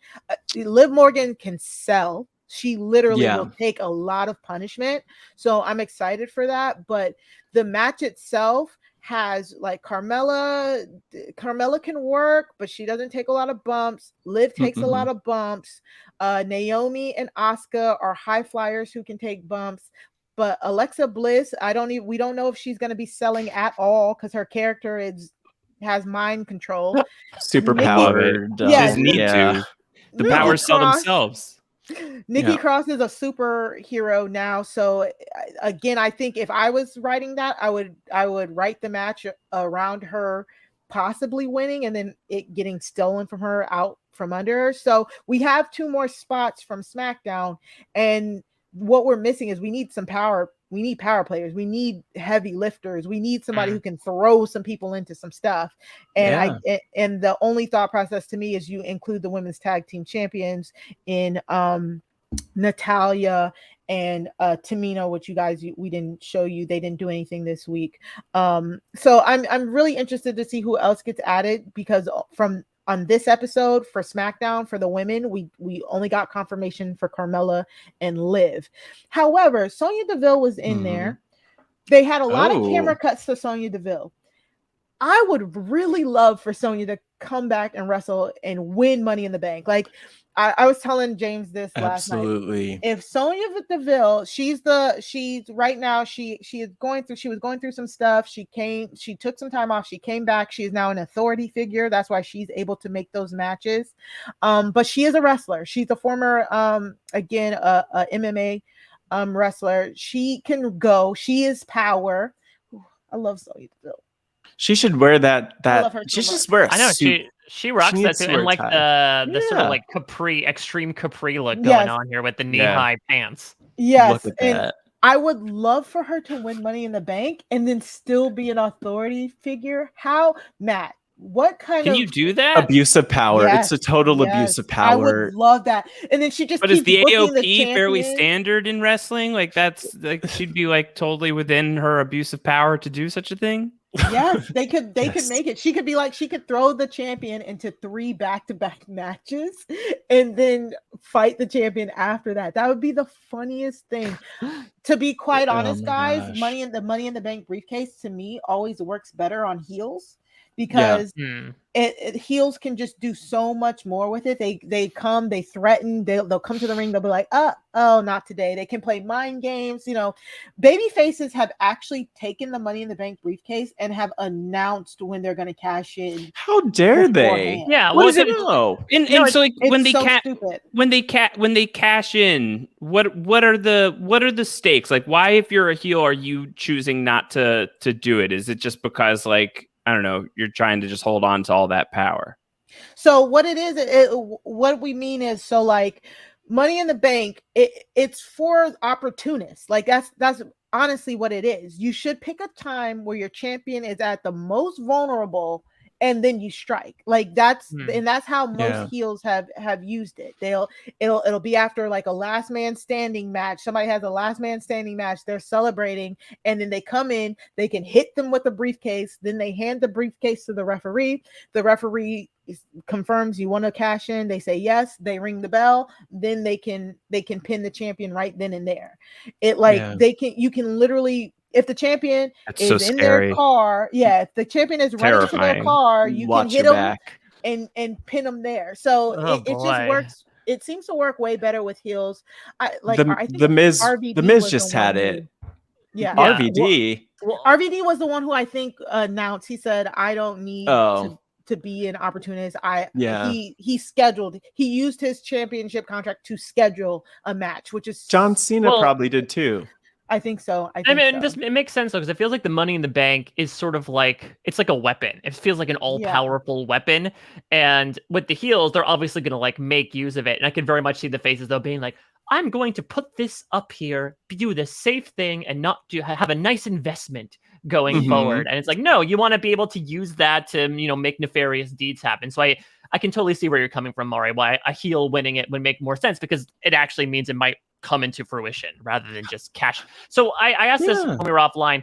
Cashing this out, what is the cash amount of the briefcase? I mean, it depends how much you sell the championship for, Mike. Or you could be like Nikki and go to the bank and you get the value checked out. You just call it cashing it in because you're trying to cash it in for the title. So the amount of it is the championship, hopefully. But the funny thing is, not every person who's won Money in the Bank have successfully cashed in their contract. 80% of them have, apparently. Like 80% they said successfully have succeeded. Wow, that's really it used to be 100%. Yeah, it did. But I can imagine from that perspective, you're like, we got to throw in some failures, right? Because then otherwise, it is quite literally Money in the Bank, guaranteed success no matter what. Yeah, exactly. I don't know why anyone wouldn't do all they can to win the championship, though. I mean, I get it. You're a good guy. You want to give your opponent the heads up, and maybe that is like you could be more proud of that, though, if you win the championship and you told your opponent so they have no excuse. But at the same time, it's like, give me the gold. Give me the gold. Like I want that championship. I want the lights. I want the fame. I want the action. All of it. Like I'm just letting you know, if I win Money in the Bank, I'm not announcing. Why? What's the point? And there's ways for the good guys to do it in such a way that it's good. And I think, correct me if I'm wrong, Matt, did Daniel Bryan cash in his Money in the Bank for a championship? I can never remember. I know he's had one cashed on him. And I think he's cashed in, but I can't remember. So I should have brought it up. But it's easy ways to do it as a babyface. I think the stupidest way is to actually announce ahead of time. I think that is the dumbest thing you can do, because it just takes away the whole kind of point of the briefcase itself. So yeah, so we have Liv and Carmella, and then finally we got I'm bringing it up here because we got where's my this is Big E, right? Yes. Okay, thank you. Yeah, yes. Big E and Apollo. Big E and Apollo. Okay. So Big E and Apollo, again, they have been feuding. They've been feuding. How long has it been now, Matt? It's been like a minute since 5 months now. It feels 4 months. It's been so long. Feels a lot longer. Yeah. They had their Nigerian drum fight at WrestleMania. Right, that's what it was. Yeah, the Nigerian drum fight at WrestleMania. Oh, there what? First ever Nigerian drum fight. First one ever. There were drums at ringside. Yeah. But they used them in the fight. No. They could have. I had the image of like bashing the drum over someone's head and bursting, their head sticking through like a cartoon or something. Wasn't it more like a kendo stick match? Didn't it end up being like a kendo stick match? Yeah. Something like that. Maybe like the drums were expensive. On the drums. They might have rented the drums, actually, now that I think about it. Maybe that's why they didn't touch them. You got a deposit on those drums. You don't touch them. We're a $1 billion company, but leave the drums alone. They've been feuding for a few months. And Commander Aziz on the outside has been literally getting the best of Big E for months now, because that is Apollo's goon to an extent. It was such a good thing to see him get kicked out by the refs. The refs finally wanted to get some law and order in there, and once they saw that he was trying to interfere, they kicked him out, and so Big E finally had a level playing field, and we got Big E. He qualified for Money in the Bank. These men seem gargantuan. Big meaty men. Like as soon as I saw Big E, as soon as they described Big E as having dinosaur strength, that's all you need to know. Yeah. Yes. I feel like you could have dinosaur strength, Mike. Yeah. But like the strength of like a velociraptor, not like I was going to say, what are those little tiny guys? No, I have the strength of the one that went after Wayne Knight in Jurassic. That's the Dilophosaurus, my favorite. Yeah, the little poison spitting one. Yeah. Mm-hmm. Yeah. So I mean, it was great. Again, all we have is Big E. We did get a setup for Sami Zayn versus KO next week in a last man standing match. Whoever one of them wins goes to Money in the Bank. So SmackDown is slow rolling it while we'll know the whole Raw side by next week. So again, good. And that also is because SmackDown is only 2 hours and Raw is 3. So they have way more time they have to fill and all of that. So Money in the Bank, we're on the road to Money in the Bank. We're on the ladder to Money in the Bank. So those are our highlights. Our highlights can be found in the show notes. Any overall takeaways, any last thoughts from everything you've seen from wrestling? Mike, go. Oh boy, final takes. I mean, yeah, it's been. I'm so glad that you pointed out like the discrepancies, I think, between style, because I think, what I realized, the epiphany that I came to earlier is that like while I like the character stuff, I do think that like the actual spectacle of wrestling was surprisingly what hooked me more from this perspective. Maybe it's just because it seems like I didn't necessarily have that background, so I didn't really have as much investment in the characters. So I was more so being like, all right, well, I don't know these two guys, but let's see them kick the crap out of each other. Yeah. And so I enjoyed that. I'm still trying to wrap my head around the rules that don't exist, but sometimes do exist in wrestling. And so I think that's like a lawlessness that I'm still trying to get my hands around and suplex. That's the thing for me. Like, I think, because like that's basically my takeaway is like the order in chaos or the chaos in order. I don't know which way you want to look at it. It's like glass half full, half empty sort of deal. Mm-hmm. That I think like this was the thing was like, the spectacle is a great way of putting it, because like I think that you can include the character stuff in the spectacle, the mythology stuff in the spectacle, like the long lead storytelling that seems to be happening here is part of the spectacle. Mm-hmm. And it's like gussied up with like bright colors, crazy costumes, and ridiculous athleticism. Like, yeah, like obviously like a lot of this is just like super cooked up and ridiculous, but in order to pull off the things that they pull off, like I think it was during the Xavier and Bobby fight where like I obviously don't know the names of the moves, but he like wraps his legs around his like midsection and then like back flips, and like the two of them just like, but like it is a dance. So you're like watching dance, and it's like it is really, really impressive to watch people who are really excellent at this do the work together. Exactly. That was really cool. So it has this kind of thing where it's I think like watching a bunch of wrestling this week had like opened up for me the idea of like looking at this as performance art.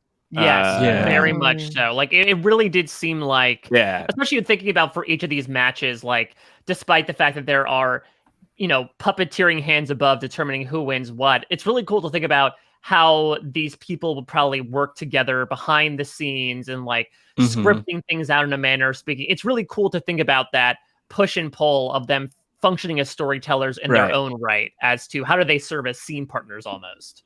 Yeah, and a lot of people look at wrestling like from a frivolous perspective, like, oh, it's so silly, but it's like actually takes a lot of effort and work, and it's pretty impressive to see it all come together. But one thing, I think it was like JR, Jim Ross, the old announcer, who used to say, "This isn't ballet," and like that's one thing that I feel like is mentioned sometimes, which is like it's a beautiful dance. But at the same time, it hurts, and people get hurt. Like the Miz, or just a Miz, another the Miz. I'm not I don't do ballet, but I imagine that hurts as well. I would imagine. I think a lot of art and a lot of athleticism is pain, is fueling those things. So the fact that is like so literalized in wrestling, that it is just about like titans going to war with one another, and like what goes into it in terms of like the craft. I think like all of that rolls together to create something pretty neat. But I do think, at least for me and like the way that I would engage it, like you gotta have like some sense of humor to it. Like I think like that there is like like you have to be able to like it doesn't have to be that it's like, oh, it's so silly, but like I think for me it's like, oh, that is so ridiculous, like has to be a part of it for me, at least in my experience of it this past week. And like if you don't have like that like level of like interest in like engaging your forms of entertainment, I would imagine that it would be a harder pill to swallow, but that's like extremely my wheelhouse. So I mean, listen, I'll go so far as to say, and do not at me, unlike Matt and Mari at the beginning of the podcast. Like, I think if you are part of that party, it's like, no, wrestling's not fake. Otherwise, it delegitimizes it. No, that's the best part of all this. Exactly. Is that, and again, maybe it's just because from our perspective, like we're so interested in storytelling and character building and everything, that like that's the most interesting part to me, is that this is all built out. There's webs upon webs of character connections. I think if it were real and legitimate, first it would stretch the boundaries of reality just in general, considering that there are mind control powers that exist in this real world. But also I think it would then delegitimize like all the hard work that all these people are putting in behind the scenes, and that's something that really appeals to me. Yes. And most wrestling fans, we all know it's not real, but a lot of them want it to be too realistic. Like they want realistic storylines, or they want, I'm like, I don't watch UFC, I don't watch MMA because I don't want to see people hit each other for real. And I don't want to see like people just, squawking back and forth like they do in MMA too. Like that's why I don't mind a girl with mind control powers, like suspending your disbelief and just finding the fun things in wrestling, and just goofy things, or like a superhero wrestler. Like it's okay. Like guys, calm down. Everybody calm down. Wrestling can be fun. It can be exciting. It could be like just weird and out of pocket. It does not need to be so serious, and you don't need to take yourself so serious, wrestling fans, It would be fun though for it to be more ridiculous, but I guess that's why we're here. And that's we just, it's all shenanigans here. But make it, Vince McMahon, if you're listening, just go off the edge, just off the top rope, do whatever you want. Go away. Oh my gosh, Mike! How dare you? No, he's a loving listener. More power. I agree. Vince, more power. Mike, don't trash the audience. First rule of podcasting. Yeah, how dare you? He is our audience. Okay, guys. So this is great. Our highlights, they're in the show notes. Let's take a quick break and then we'll come back and maybe you guys can hang out with us a little bit more. Okay.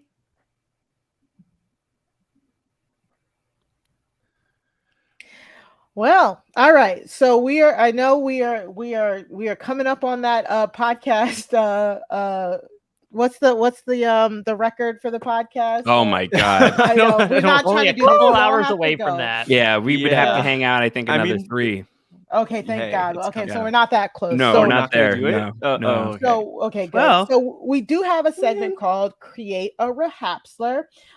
In this segment, we try and both come up with different characters for you guys. This time, to make it quicker and make us kind of go a little bit seamless, let's do a tag team match. We're each going to come up with a tag team gimmick for you, and then the both of you are going to pick which one you like the best. Who's going first, Matt? Do you remember? I think you're gonna go first, Mari, on this one. Yeah. Yeah. So Matt doesn't remember, he's just afraid. So I am afraid. My record, not great. I mean, for this season though, we're tied up 0-0. So yes. Good luck, Mari. I'm coming for that crown. Just like Shinsuke. Sure. Okay, so this one's kind of hard because I think we got to do definitely an odd couple style pairing. Yes. Josh Wigler, wanting to be a manager, that's right up my wheelhouse. Yes. Matt, I love managerial roles. I think managerial roles are so underutilized in wrestling today. So I love giving any character a manager. I've done it before on this podcast. So I definitely want to have you in a managerial role. My thought process though is, do I want to have you in a managerial role where we get kind of like a lawyery type, where kind of like what Paul Heyman was doing on Raw, and you are representing Bloom? Or everyone loves a lawyer. Yes, they do. Hear. Or do I want to give you more of a Mike Man type role, like the leader of that, and then he's your muscle style man? Oh yeah, no, that's what we want. Bloom's my attack dog. Yeah, I'm obviously in charge, clearly, right? Like there's just no question about that. It's very obvious that I'm the leader of this group. Yes. But and Mari, I just want to be really clear about this. Yeah. Just so everyone's on the same page. Like, if I chose to get into the fight, everyone would have no chance. Of course. I get in there, so I'm holding myself back, and frankly, it's for your benefit. Exactly. For the mercy of everybody. It's merciful. And so I have hired Boom Boom Bloom. Yes. To be my muscle, because if I were to hit, it would just be too hard.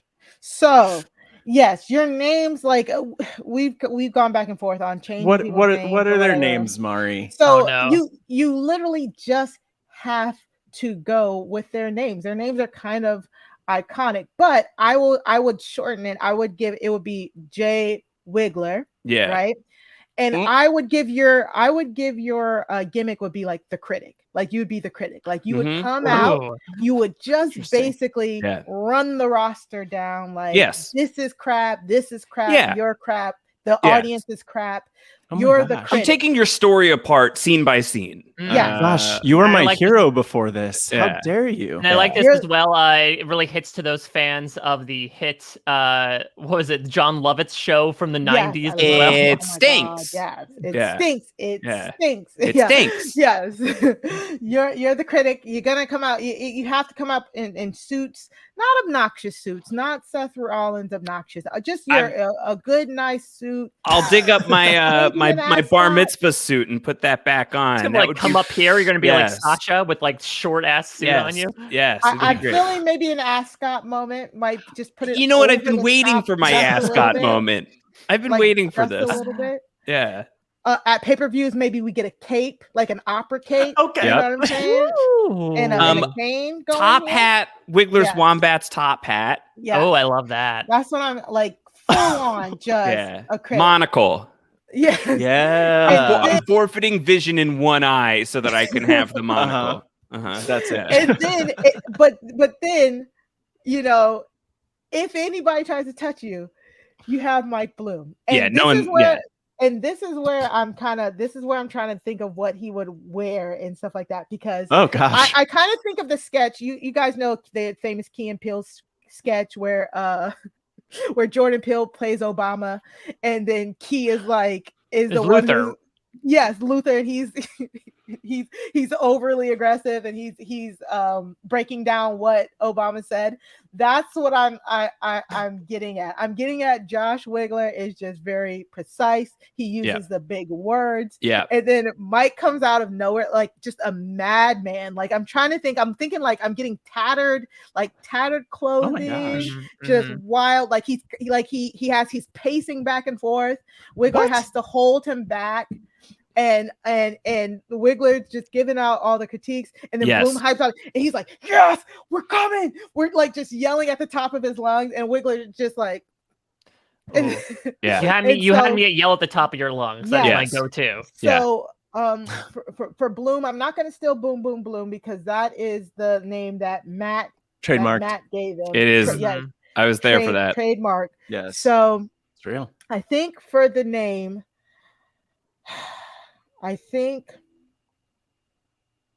you gonna do a random name generator again, Mari? Yeah. Ooh, that's no, I'm not. I'm just gonna go. You're gonna be Richie. Wait, didn't you say they're gonna go by their own names? Yes, they are. But sometimes you got, like I said, I wanted Josh Wigler. I wanted him to go as Jay Wigler. Jay Wigler. Like just J. Wigler. Yeah. Plus that ties in with Jay Sherman, the critic. You know what I'm saying? M. Bloom. Kind of like A. Burr, you know. Yes. Okay, we'll go with it. But no, you can't go with M. Bloom. In Bloom. It's like In Bloom. Yeah, no, it's kind of nice actually. No, I kind of like it. Yeah. Well, then you do it. But I am not copying this out. I'm going full. We got full Bloom. Mike Bloom, but we have to. I'm not giving you Boom Boom. I'm not going full Bloom. I am just gonna go the Incinerator Bloom. It doesn't have to match. Incinerator Bloom. He needs to be weird and scrappy and just over the top as possible. So the Incinerator. If you got evidence you want to dispose of, come to me, baby. Yeah, the critic and the Incinerator. That's too much. I love it. If I have to go with an overall tag team name, I'm putting myself on the spot. This is coming off the top of the dome here, people. If I have to go with an overall tag team name, we have to go with. Oh gosh. Okay. The anticipation. This is it. It's coming. The anticipation would be a good name. Is that it now? Yeah. The Making their way. Good. That's making good. Their way to the ring. So that's what it is. The anticipation. Yes. Oh my god! Wait, I just came up with that. The anticipation is killing them. Yeah. They're literally murdering them out there. The worst part is the waiting. Yeah. Yes. I still think I want Mike in just like maybe just tattered jeans, bare chest. I want to look like the Incredible Hulk. Yeah. That's what I want to be. I want to be Lou Ferrigno with like the torn shorts and no shirt on. Mike, do you have Matt and Mari? Are you aware of Mr. Muhlenberg by any chance? No, I can't say I am. Mike, do you happen to have any of your Mr. Muhlenberg photos handy? Do I have them handy? That's a good question. Mike was in a competition once called Mr. Muhlenberg. And he won. He was Mr. Muhlenberg.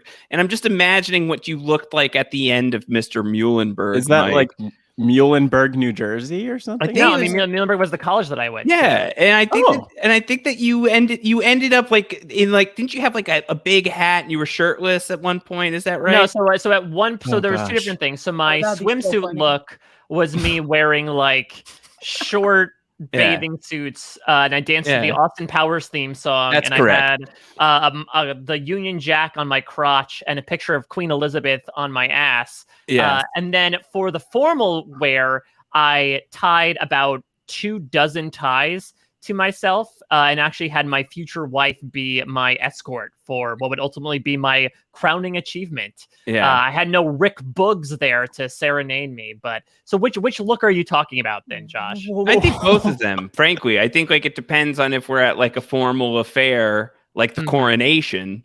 Well, while you look, Matt will start his because he has to go. Yeah, and you can't keep giving him good content. All right, I won't. No, you can't. I like everything that you suggested. We could work it in. We could work it in. Let's do this. So, but I have a vision. I had a vision for you as a team. How else could you two show up in the world than as a tag team? So I have a name for you as a team. You're gonna be the Hatch, and it's just it's your name. That's the thing. But basically, what we're gonna go with here is a scenario, a storyline, if you will.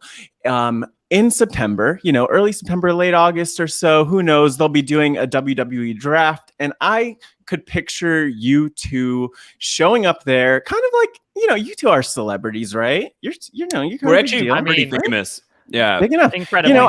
I see you showing up. Let's say it's at Madison Square Garden, in the arena, front row. They cut over to you, you two like the celebrities do. You're just waving at the cameras, waving to the fans, like yes, it's Mike Bloom and Josh Wigler. But I don't wave because I'm very cold and like I'm like very internal and I don't want to give the fans anything. Wait, you mean like physically cold? Like is the AC on too high? Yeah, that's it. Yeah, it's like a tough guy persona that you're giving off. But I imagine to protect my soft inner core. And valid and rightfully so, and that's what it's about.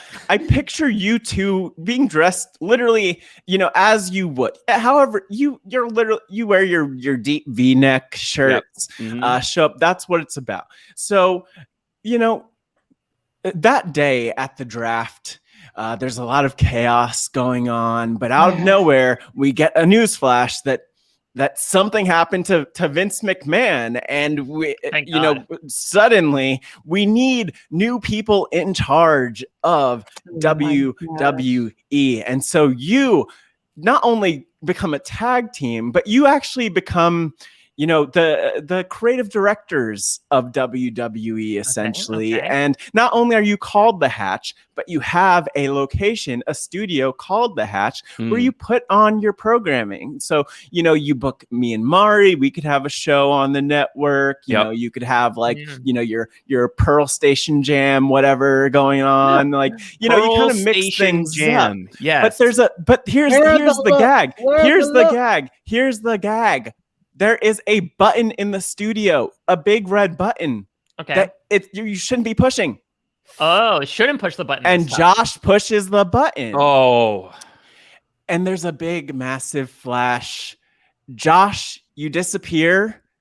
But then out of nowhere, Nestor Netflix shows up. Oh! And Mike Bloom looks out. You see what you think is Josh showing up in this suit. He's wearing his Wigler's Wombat top hat. He's wearing a monocle. You're thinking, what happened to the Josh Wigler that I knew and loved? And so you go on a journey to reclaim the Wigler that you knew. You take on this boom, Bloom character, and you go out there as this brave soul. You kind of go into like Terminator mode, Mike. You kind of go into Terminator mode because you think, I need to destroy this Nestor Netflix character because Wigler's out of it. He's booking all sorts of crazy stuff on the network. Yep. And then what you find out, Mike, is that it's not Josh. It's the smoke monster.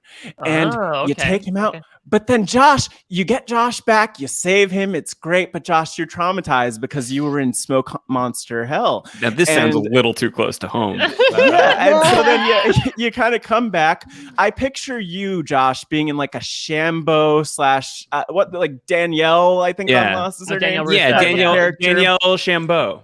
Meets Teddy Hart, who was an indie wrestler for a long time. He had a ton of cats, and rumor has it, legend had it, that he tried to teach his cats to wrestle. Well, while you were in Smoke Hell, you basically took this on. And so I picture you again in tattered up clothes, you know, scarred by all that's gone on, and your cats are there wrestling with you.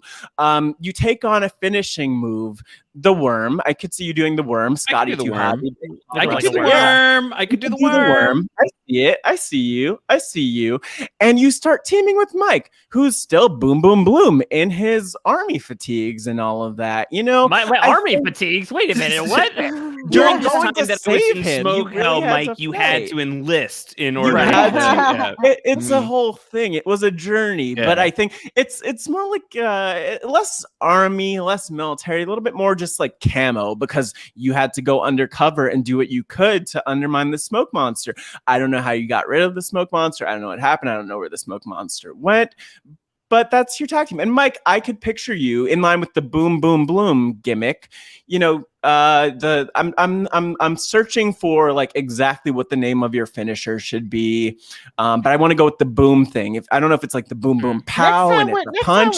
I don't know if it's the boom clap. Pitch in 3 minutes. I don't know if it's the boom clap, but I could picture you doing one of these, Mike, where you know your finisher, you just clap your opponent's head, like, oh bam. yeah, I clap their head off, and yeah, I squish their head between my face, and then their head explodes. Oh, that's graphic though. You can't actually kill anyone.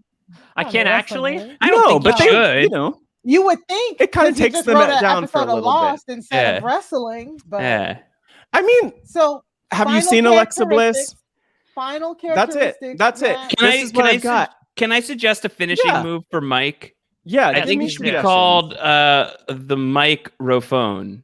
Actually, I should clarify that when you debut, I do want to change your names a little bit. So because copyright reasons. So Mike Bloom, instead of being Mike Bloom, you're going to be MIC Bloom. It's cute.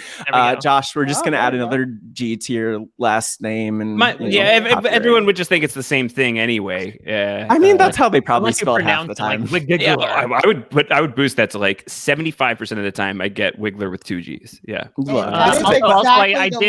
I did indeed find these Mr. Muhlenberg photos. So I think that this is the aesthetic that Mari is going for. Yes. Yeah. Oh gosh. Yeah. Oh gosh.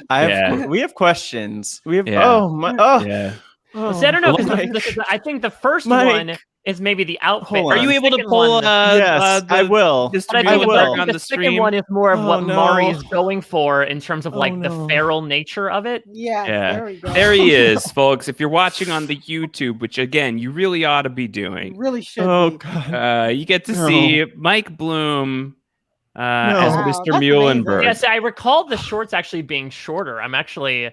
I actually do as well from the time that I saw I'm giving kudos to myself for allowing myself to leave your modesty. Look at your modesty. Yeah, look at the short. You got the shorts action here. Look again, you got the Dalmatian NASCAR flag look. Yeah, Mike, was this just the lighting or? Yeah, pale in this picture. I am incredibly pale, but yes, the lighting was there. It was in an auditorium, so there really was not lighting except for one bright white spotlight. So it did not do me any favors. Mr. Muhlenberg was a ghost story. Exactly. Wait, is this like a lanyard of Queen Elizabeth on your? No, it's a picture of her on my crotch. Oh, okay. I thought it was like hanging down. No. We have a lot of questions. Yeah. The photo, go to the bottom. Are these others of you? This isn't you. Is this you too? Yeah. Oh my gosh, this is you. That's me in my formal look, as I mentioned, about a gazillion ties. But I think I am embodying that sort of like wild men aspect that I think Mari is sort of trying to evoke. That would actually be the perfect foil to like Wigler's opera outfit, and then you coming out with all the time. Yeah, you know what? I think that we found the outfit. Yeah, and then I think you know what? We're just gonna meet. This is gonna be that. I think this is gonna be what you go for as you go on a search to save Josh. Because what else? Like one of these, maybe it's like this is what you wrestle in. This is what you're running the Hatch studio in. We'll figure it out. So we got to stop putting it off.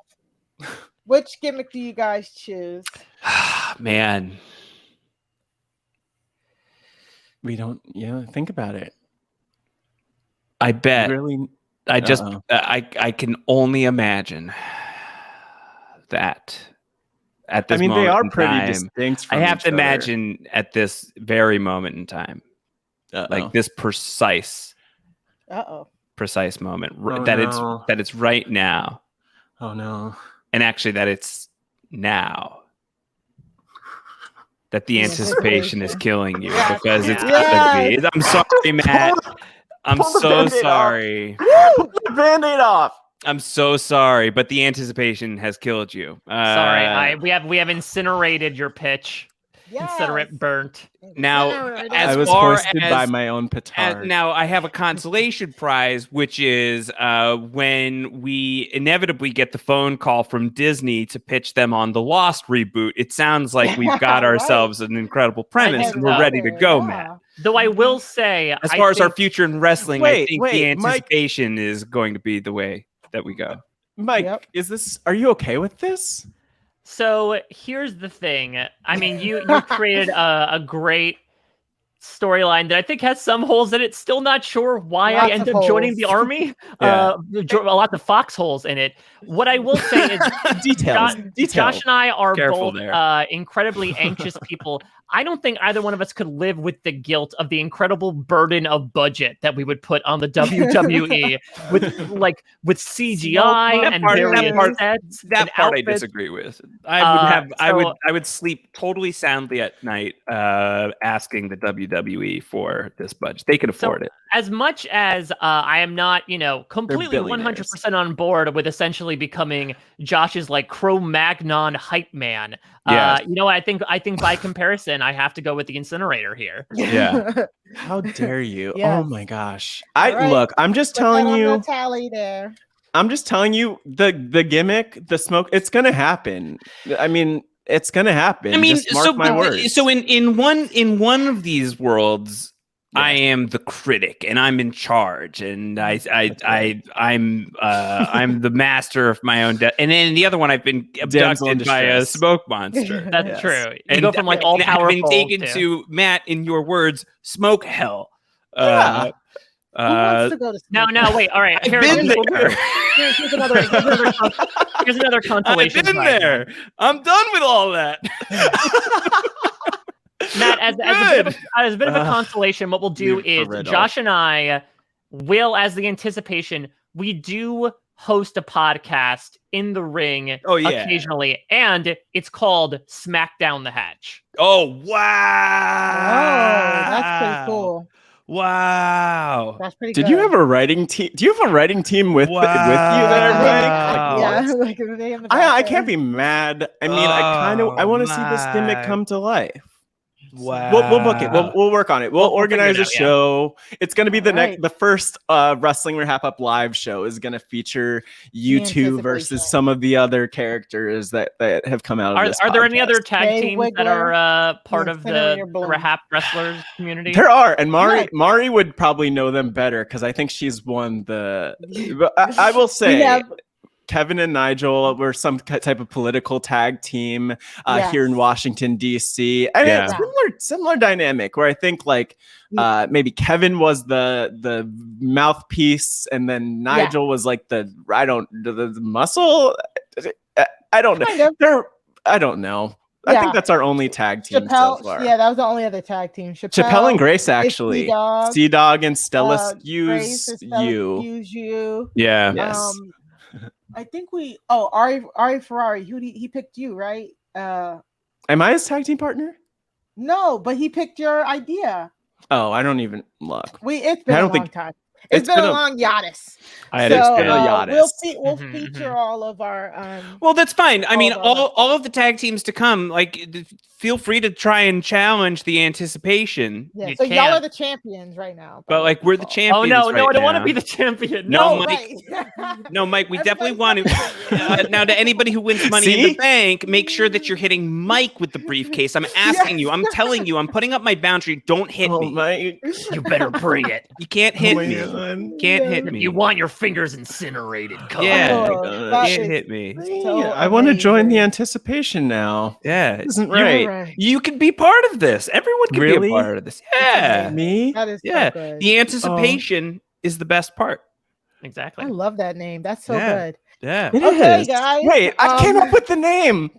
Accidentally. Josh did, actually. No. Josh did. Well, Matt said it, and then I said, "Oh, that's a good name." Yeah, Exactly. so I knew it when I said it. So you're exactly. part of the team. I knew what you're I part was of the saying. team. There we go. Okay. Thank right. you. Mari, you Yeah. could join too if you want. Yeah, it's the four of us. We're a faction. We're a faction. Yeah. We're the yeah, exactly. We're hit row right now. Yeah, we're a faction. Oh my god! Could you imagine? So It'd be this is a great note to go into for our final segment. Our final segment, we call it the shoot.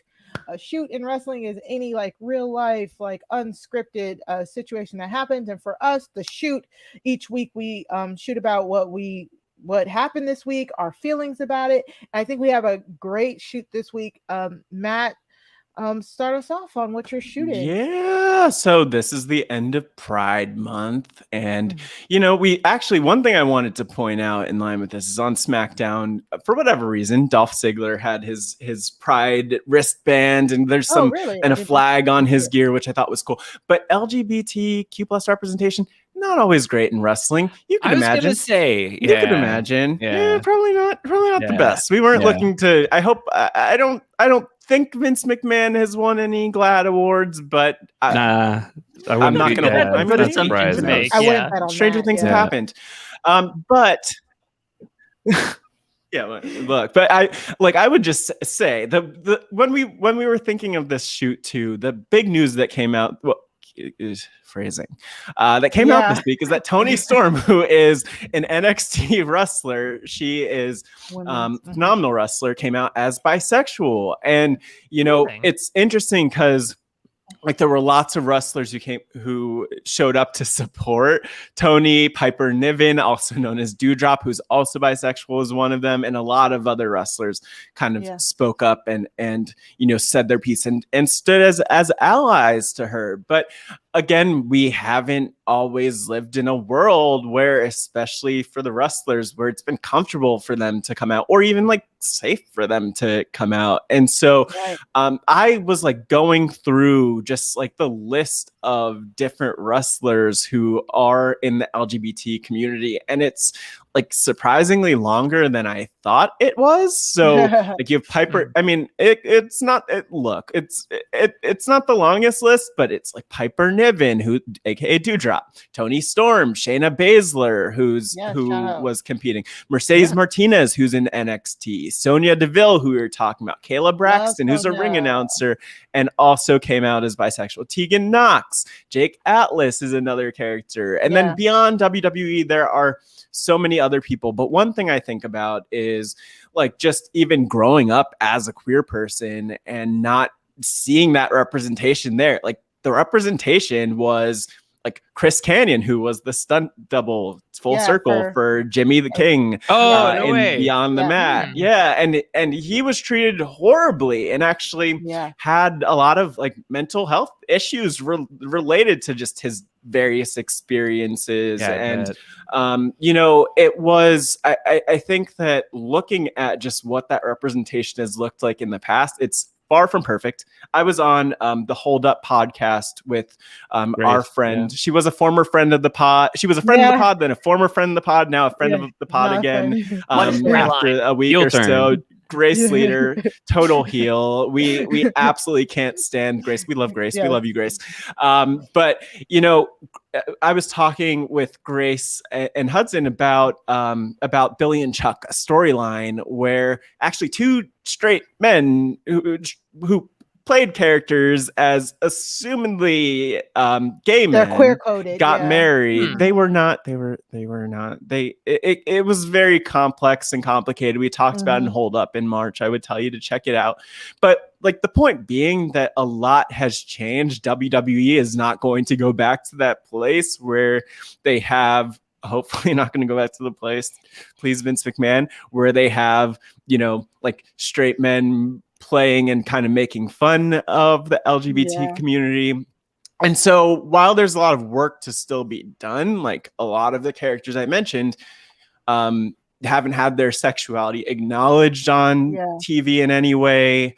It is positive that these people are part of this company, and there's a lot of change that still needs to to come and a lot of work to be done, but we're getting somewhere. It's positive. And I think it's cool that Toni Storm could feel comfortable coming out in this world. So even though that video did seem very awkward, like I just it was very awkward. It was so awkward. Because it was almost it was strange. The video we're talking about for Toni Storm was essentially she was standing like backstage, and I guess she was doing an Instagram takeover that day, and I guess she was doing an Instagram takeover, which I believe other LGBT wrestlers did over the course of Pride. And people were like, why are you doing this, Toni? Are you an ally? And she's like, yes, I'm an ally, but I'm also bisexual. And then that's how she came out. And so interesting. It was like I don't think she had to. I think that like she could have easily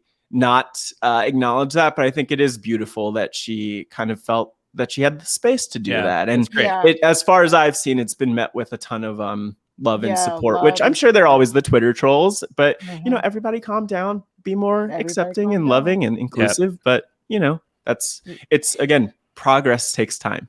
Yeah, and I think like right now, like Sonya Deville is one of the most like prominently pushed queer wrestlers. She is a lesbian. She is amazing at what she does.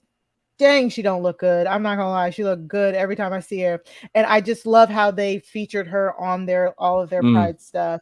And I just have a question for you, Matt. Do you we've moved away from like the insensitive storylines, even though WWE kind of tried there for a second with that whole Liv and Lana thing that they want us to forget about?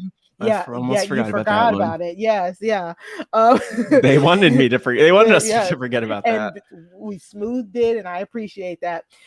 We've moved away from problematic storylines, but we don't have any queer storylines. But we do have a lot of queer wrestlers who are being treated fairly. Do you think that the next step should be including queer storylines into wrestling? Absolutely. If you could have I think of every wrestling wedding that we've seen, or most wrestling weddings, believe it or not. I think Billy and Chuck was like the one, quote unquote, they didn't call it a gay wedding on TV, but like it was a commitment ceremony. It's a whole weird thing. Again, so when did this take place? Was that like back in 2002? The day? 2001, 2002. Back in the day, where like you couldn't get the gay marriage was not really a major thing. Well, that's actually another good point. I also feel like they wanted to like they were like dancing around. They didn't explicitly say they were gay. It was very strange. It was so weird. It was bizarre, and it was like GLAAD was confused, and WWE was kind of gaslighting them in a lot of ways too. But come on, give us the gay, queer, all of the storylines, because those are people's lives. That's what representation is about. And I think that, you know, if we could have like most wrestling weddings end up in chaos, like we should see that for queer if there are too. like love stories and romance stories in wrestling, and then you're like, if we have wrestling weddings, like there's wrestling weddings, so like 100%. Now wait, did these weddings happen where like do people crash the weddings and try to they crash all of it? Like it's always going to happen. Like you cannot, it's a running joke. Do not get married like in wrestling. A wrestling wedding has not gone perfect. Maybe like 5% of them have been. That's understandable. That's like saying a sitcom wedding never goes according to plan. Like that's not what entertainment is. It's conflict. And we would just like to point out there are a lot of indie promotions that promote gay wrestlers who do queer storylines and stuff like that. So like, but you're talking about like the promotions that there are a lot of promotions that explicitly like promote. I'm just saying, queer wrestlers too. When we ask, do we want queer representation? We're specifically saying in WWE because there is queer wrestling representation in other promotions and different landscapes. It's only WWE that isn't doing that type of thing. I just want to point that out because I don't want to seem like I'm erasing other promotions who are doing stuff like that. I would say too, though, but like just looking at masculinity in general, like the whole wrestling world still has a lot of work to do. Like AEW, All Elite Wrestling, which is like the number 2 company, has a number of people, and I have like a list of so many different queer people in wrestling who came to mind, but like they're just not the acknowledgement and the representation that there should be. And there's still a lot of homophobia, and it's just like, let's get past the homophobia and transphobia that we'll see in wrestling and move to a place of actually like educating people and exposing them to these characters that are like just people and people who haven't really been represented in media. You know, I think like this is another point that came up, but like beyond queer representation, like let's stop hoping that people settle for the representation that they get, whether that's like, again, Black representation, which we were talking about earlier, like give people solid representation. Let's take it a step further, a lot of steps further.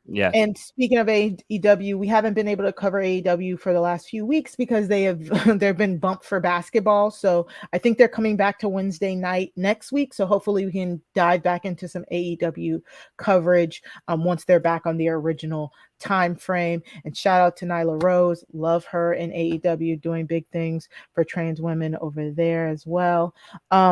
Other than that, any final words, Matt? Happy Pride, everybody. Happy Pride. Yeah, happy Pride. Yeah. Okay. Celebrate Pride all year round. Come on. Exactly. So nothing left to do, but Josh, where can the people find you? Plugs, what are you doing? What are you up to? Oh, man. So here on reality TV RHAPups, I'm doing Mole Patrol. We're recapping season 2 of The Mole. It's myself, Jessica Leese, Brooklyn Zed. They have seen it. I have not. So it is spoiler free. It is new user friendly. Come on the journey with me as we try to figure out who is the mole from season 2. Fantastic journey. We already did season 1. We did that last year. So a full season of Mole Patrol is already out there that you can go back and you can listen to if you binge the whole thing. It's now on Netflix. But season 2, we're going to do weekly. It just arrived on Netflix. We just launched the first episode this past week. So that is officially going on. I'm also going to be joining Mike Bloom and Shannon Gus on their Survivor SA recap. Doing some Survivor stuff for the first time and getting real close to a full year for myself. Wow. So that's pretty wild. So a rare appearance in the Survivor universe for me these days. I'm excited about that. That's gonna be fun. Beyond that, I'm podcasting up a storm over at Post Show Recaps. It's the scripted TV podcast that we do where we talk about Down the Hatch. That's the Lost podcast that Mike and I do. Mike does the Bloom Files. He's talking about X-Files with Angela Bloom. The legendary Emily Fox and I, we do a 24 podcast. We're rewatching 24 minutes at a time. Worst day ever. There's just a bunch of podcasts. We're doing the aforementioned Kevin Mahadeo. We do the superhero show. Everything is super. We're currently talking about Loki. So there's just 1,000 things that are going on. We're really excited about all of that. Check out Post Show Recaps. Check out Matt and Mari. We're on Post Show Recaps Theater. Yeah. It's a patron only show that we do every week where we do movie club every week. We have rotating guests. It's myself and Emily Fox and friends. And we had Matt and Mari on this past week doing Ready to Rumble, which was absolutely hysterical. If it's not currently, I'm gonna make the edit after we get off here. That you can go on because it's just for patrons of Post Show Recaps in terms of the podcast feed, but I can make that free to listen to on the website. So I'm gonna go and do that on patreon.com/Post Show Recaps. So you can just listen to the episode that Matt and Mari were on. If you were if you want to hear more wrestling content, that's the way to do it. So all of that, and then I'm on the Twitter bots at Round Howard. Just find me there, and I'm probably retweeting something because I don't really do original tweets anymore because I'm bad at Twitter. So you're criticizing everyone else's tweets. That's your role as the critic. But I'm doing that like silently in my home. I'm just like social media is tough for me. I'm on the Discord. That's basically where you find me these days. Yeah. Wow. Okay. What about you, Mike Bloom? Well, I mean, Josh covered a lot of area because he happens to be on the Survivor SA podcast this week with myself and Shannon Gus. Survivor is alive and well right now outside of the United States. So if you're hankering for some Survivor content, that's been going strong. We've got lovely guests like Josh. Josh has also mentioned Down the Hatch and the Bloom Files, which is a similar type of like in the style of Mole Patrol. My wife, Angela, has seen all of the X-Files. I have not. we get sort of our differing takes on it. And then back to the reality TV side of things, Matt in his fantastic introduction talked about Outwit, Outplay, Outlist, which is a Survivor podcast that Rob Cesternino and I do occasionally, where we rate and rank all these random topics from Survivor. The most recent one we did was Survivor catchphrases, which actually feels very wrestling oriented, right? I feel like there's so many nicknames that get thrown out there. I feel like Scott Chernoff really brought that mentality into this podcast. And also, if we're talking about patron only things, I know that this coming week, Rob Cesternino and I are going to be doing a patron Brant Steele, where the characters are patrons of Rob as a podcast. We've done a few of them so far. Oh my god, they've been very successful. But we're so stressful to me. Oh my god. But we're doing a little bit of a branching out this time. We're going to be doing the first Big Brother version of it in honor of the upcoming Big Brother season. So it should be very fun. And speaking of Big Brother, just gonna put out a little bit of a tease there. I guess this is my promo. Whether you want to say I'm a heel or a face. Yeah, but if you're a fan of Big Brother or Love Island, you may want to be tuned into Parade.com this week. That's all I will say. I'll drop the mic and leave it like that after I was still holding it like a corn cob. Oh, wow. My God. Oh, my gosh. So many teasers. Wow. This is incredible. Anticipation. Yeah. There we go. That's what we do, the anticipation. Wow. Yeah. Change everything. Change all of the podcasts to the anticipation. Yeah. And while you work on that, I'll give my plugs. Yeah, what are you up to? The places, what have I been up to? So one thing mentioned a couple times, Black Voices of RHAP, focused on the state of Black representation in reality TV and its podcast coverage, featuring 17 Black podcasters on RHAP. And it was just so phenomenal to be able to podcast with different people, to feature everyone's voices in different ways, and hopefully it's the start of a conversation. Features a number of people who've been part of this podcast. Video message from Mari Forth, from Bryce Isaiah, C-Dog, aka Chappelle, was on a panel. Jason Reed was on a panel. It was just great to be able to showcase our perspectives in a way, and so much like amazing feedback from that, which is really powerful. So hopefully there's more space for those conversations, similar conversations about different identities on RHAP. But beyond that, I would also mention, speaking of identity, a couple weeks ago, time is so strange, but a couple weeks ago was on on PSR, talking with Grace and Zed all about Pride on FX. So if you're in the Pride mood, you could go, become a patron, listen to that. That's also free to listen to on the site. So you can just, if you're not a patron, become a patron. Josh, I mean, become a patron, but I know that not everybody can. So I just want them to know that, like, you can go to the website patreon.com/post-show recap, search for the Pride podcast, and that is free to listen to on the site. Yeah, and you can find that in deep somewhere in my retweets at this point too. But I'll repost that. And we mentioned Ready to Rumble, PSR Theater, which was a lot of fun. So check that out while it's still hot. And then it'll always still be hot. It is always never always. It's never going to change. Yeah. I will rule you. Oh my gosh! Destroyed my voice at the end of this podcast. That's a lot of fun. But the last thing I'll mention, just I made a film, 20s and Change San Francisco, through Flair, focused on interviewing change makers. It features a wrestler, Amy Dumas, aka Lita. I filmed that like exactly 2 years ago, which is bizarre. Featured in the San Francisco Black Film Festival. So I got my plugs in. Plugs in. There you go. Mari, plug. Yes, I'm not as booked as busy as the rest of you. I'm hoping to get on your levels. You are far beyond us. At least far beyond me, I'll say. Last project I work on with Puya, we did a tier list Tuesday, part 1 and 2 on Puya's Twitch. You can go to twitch.tv/Puya.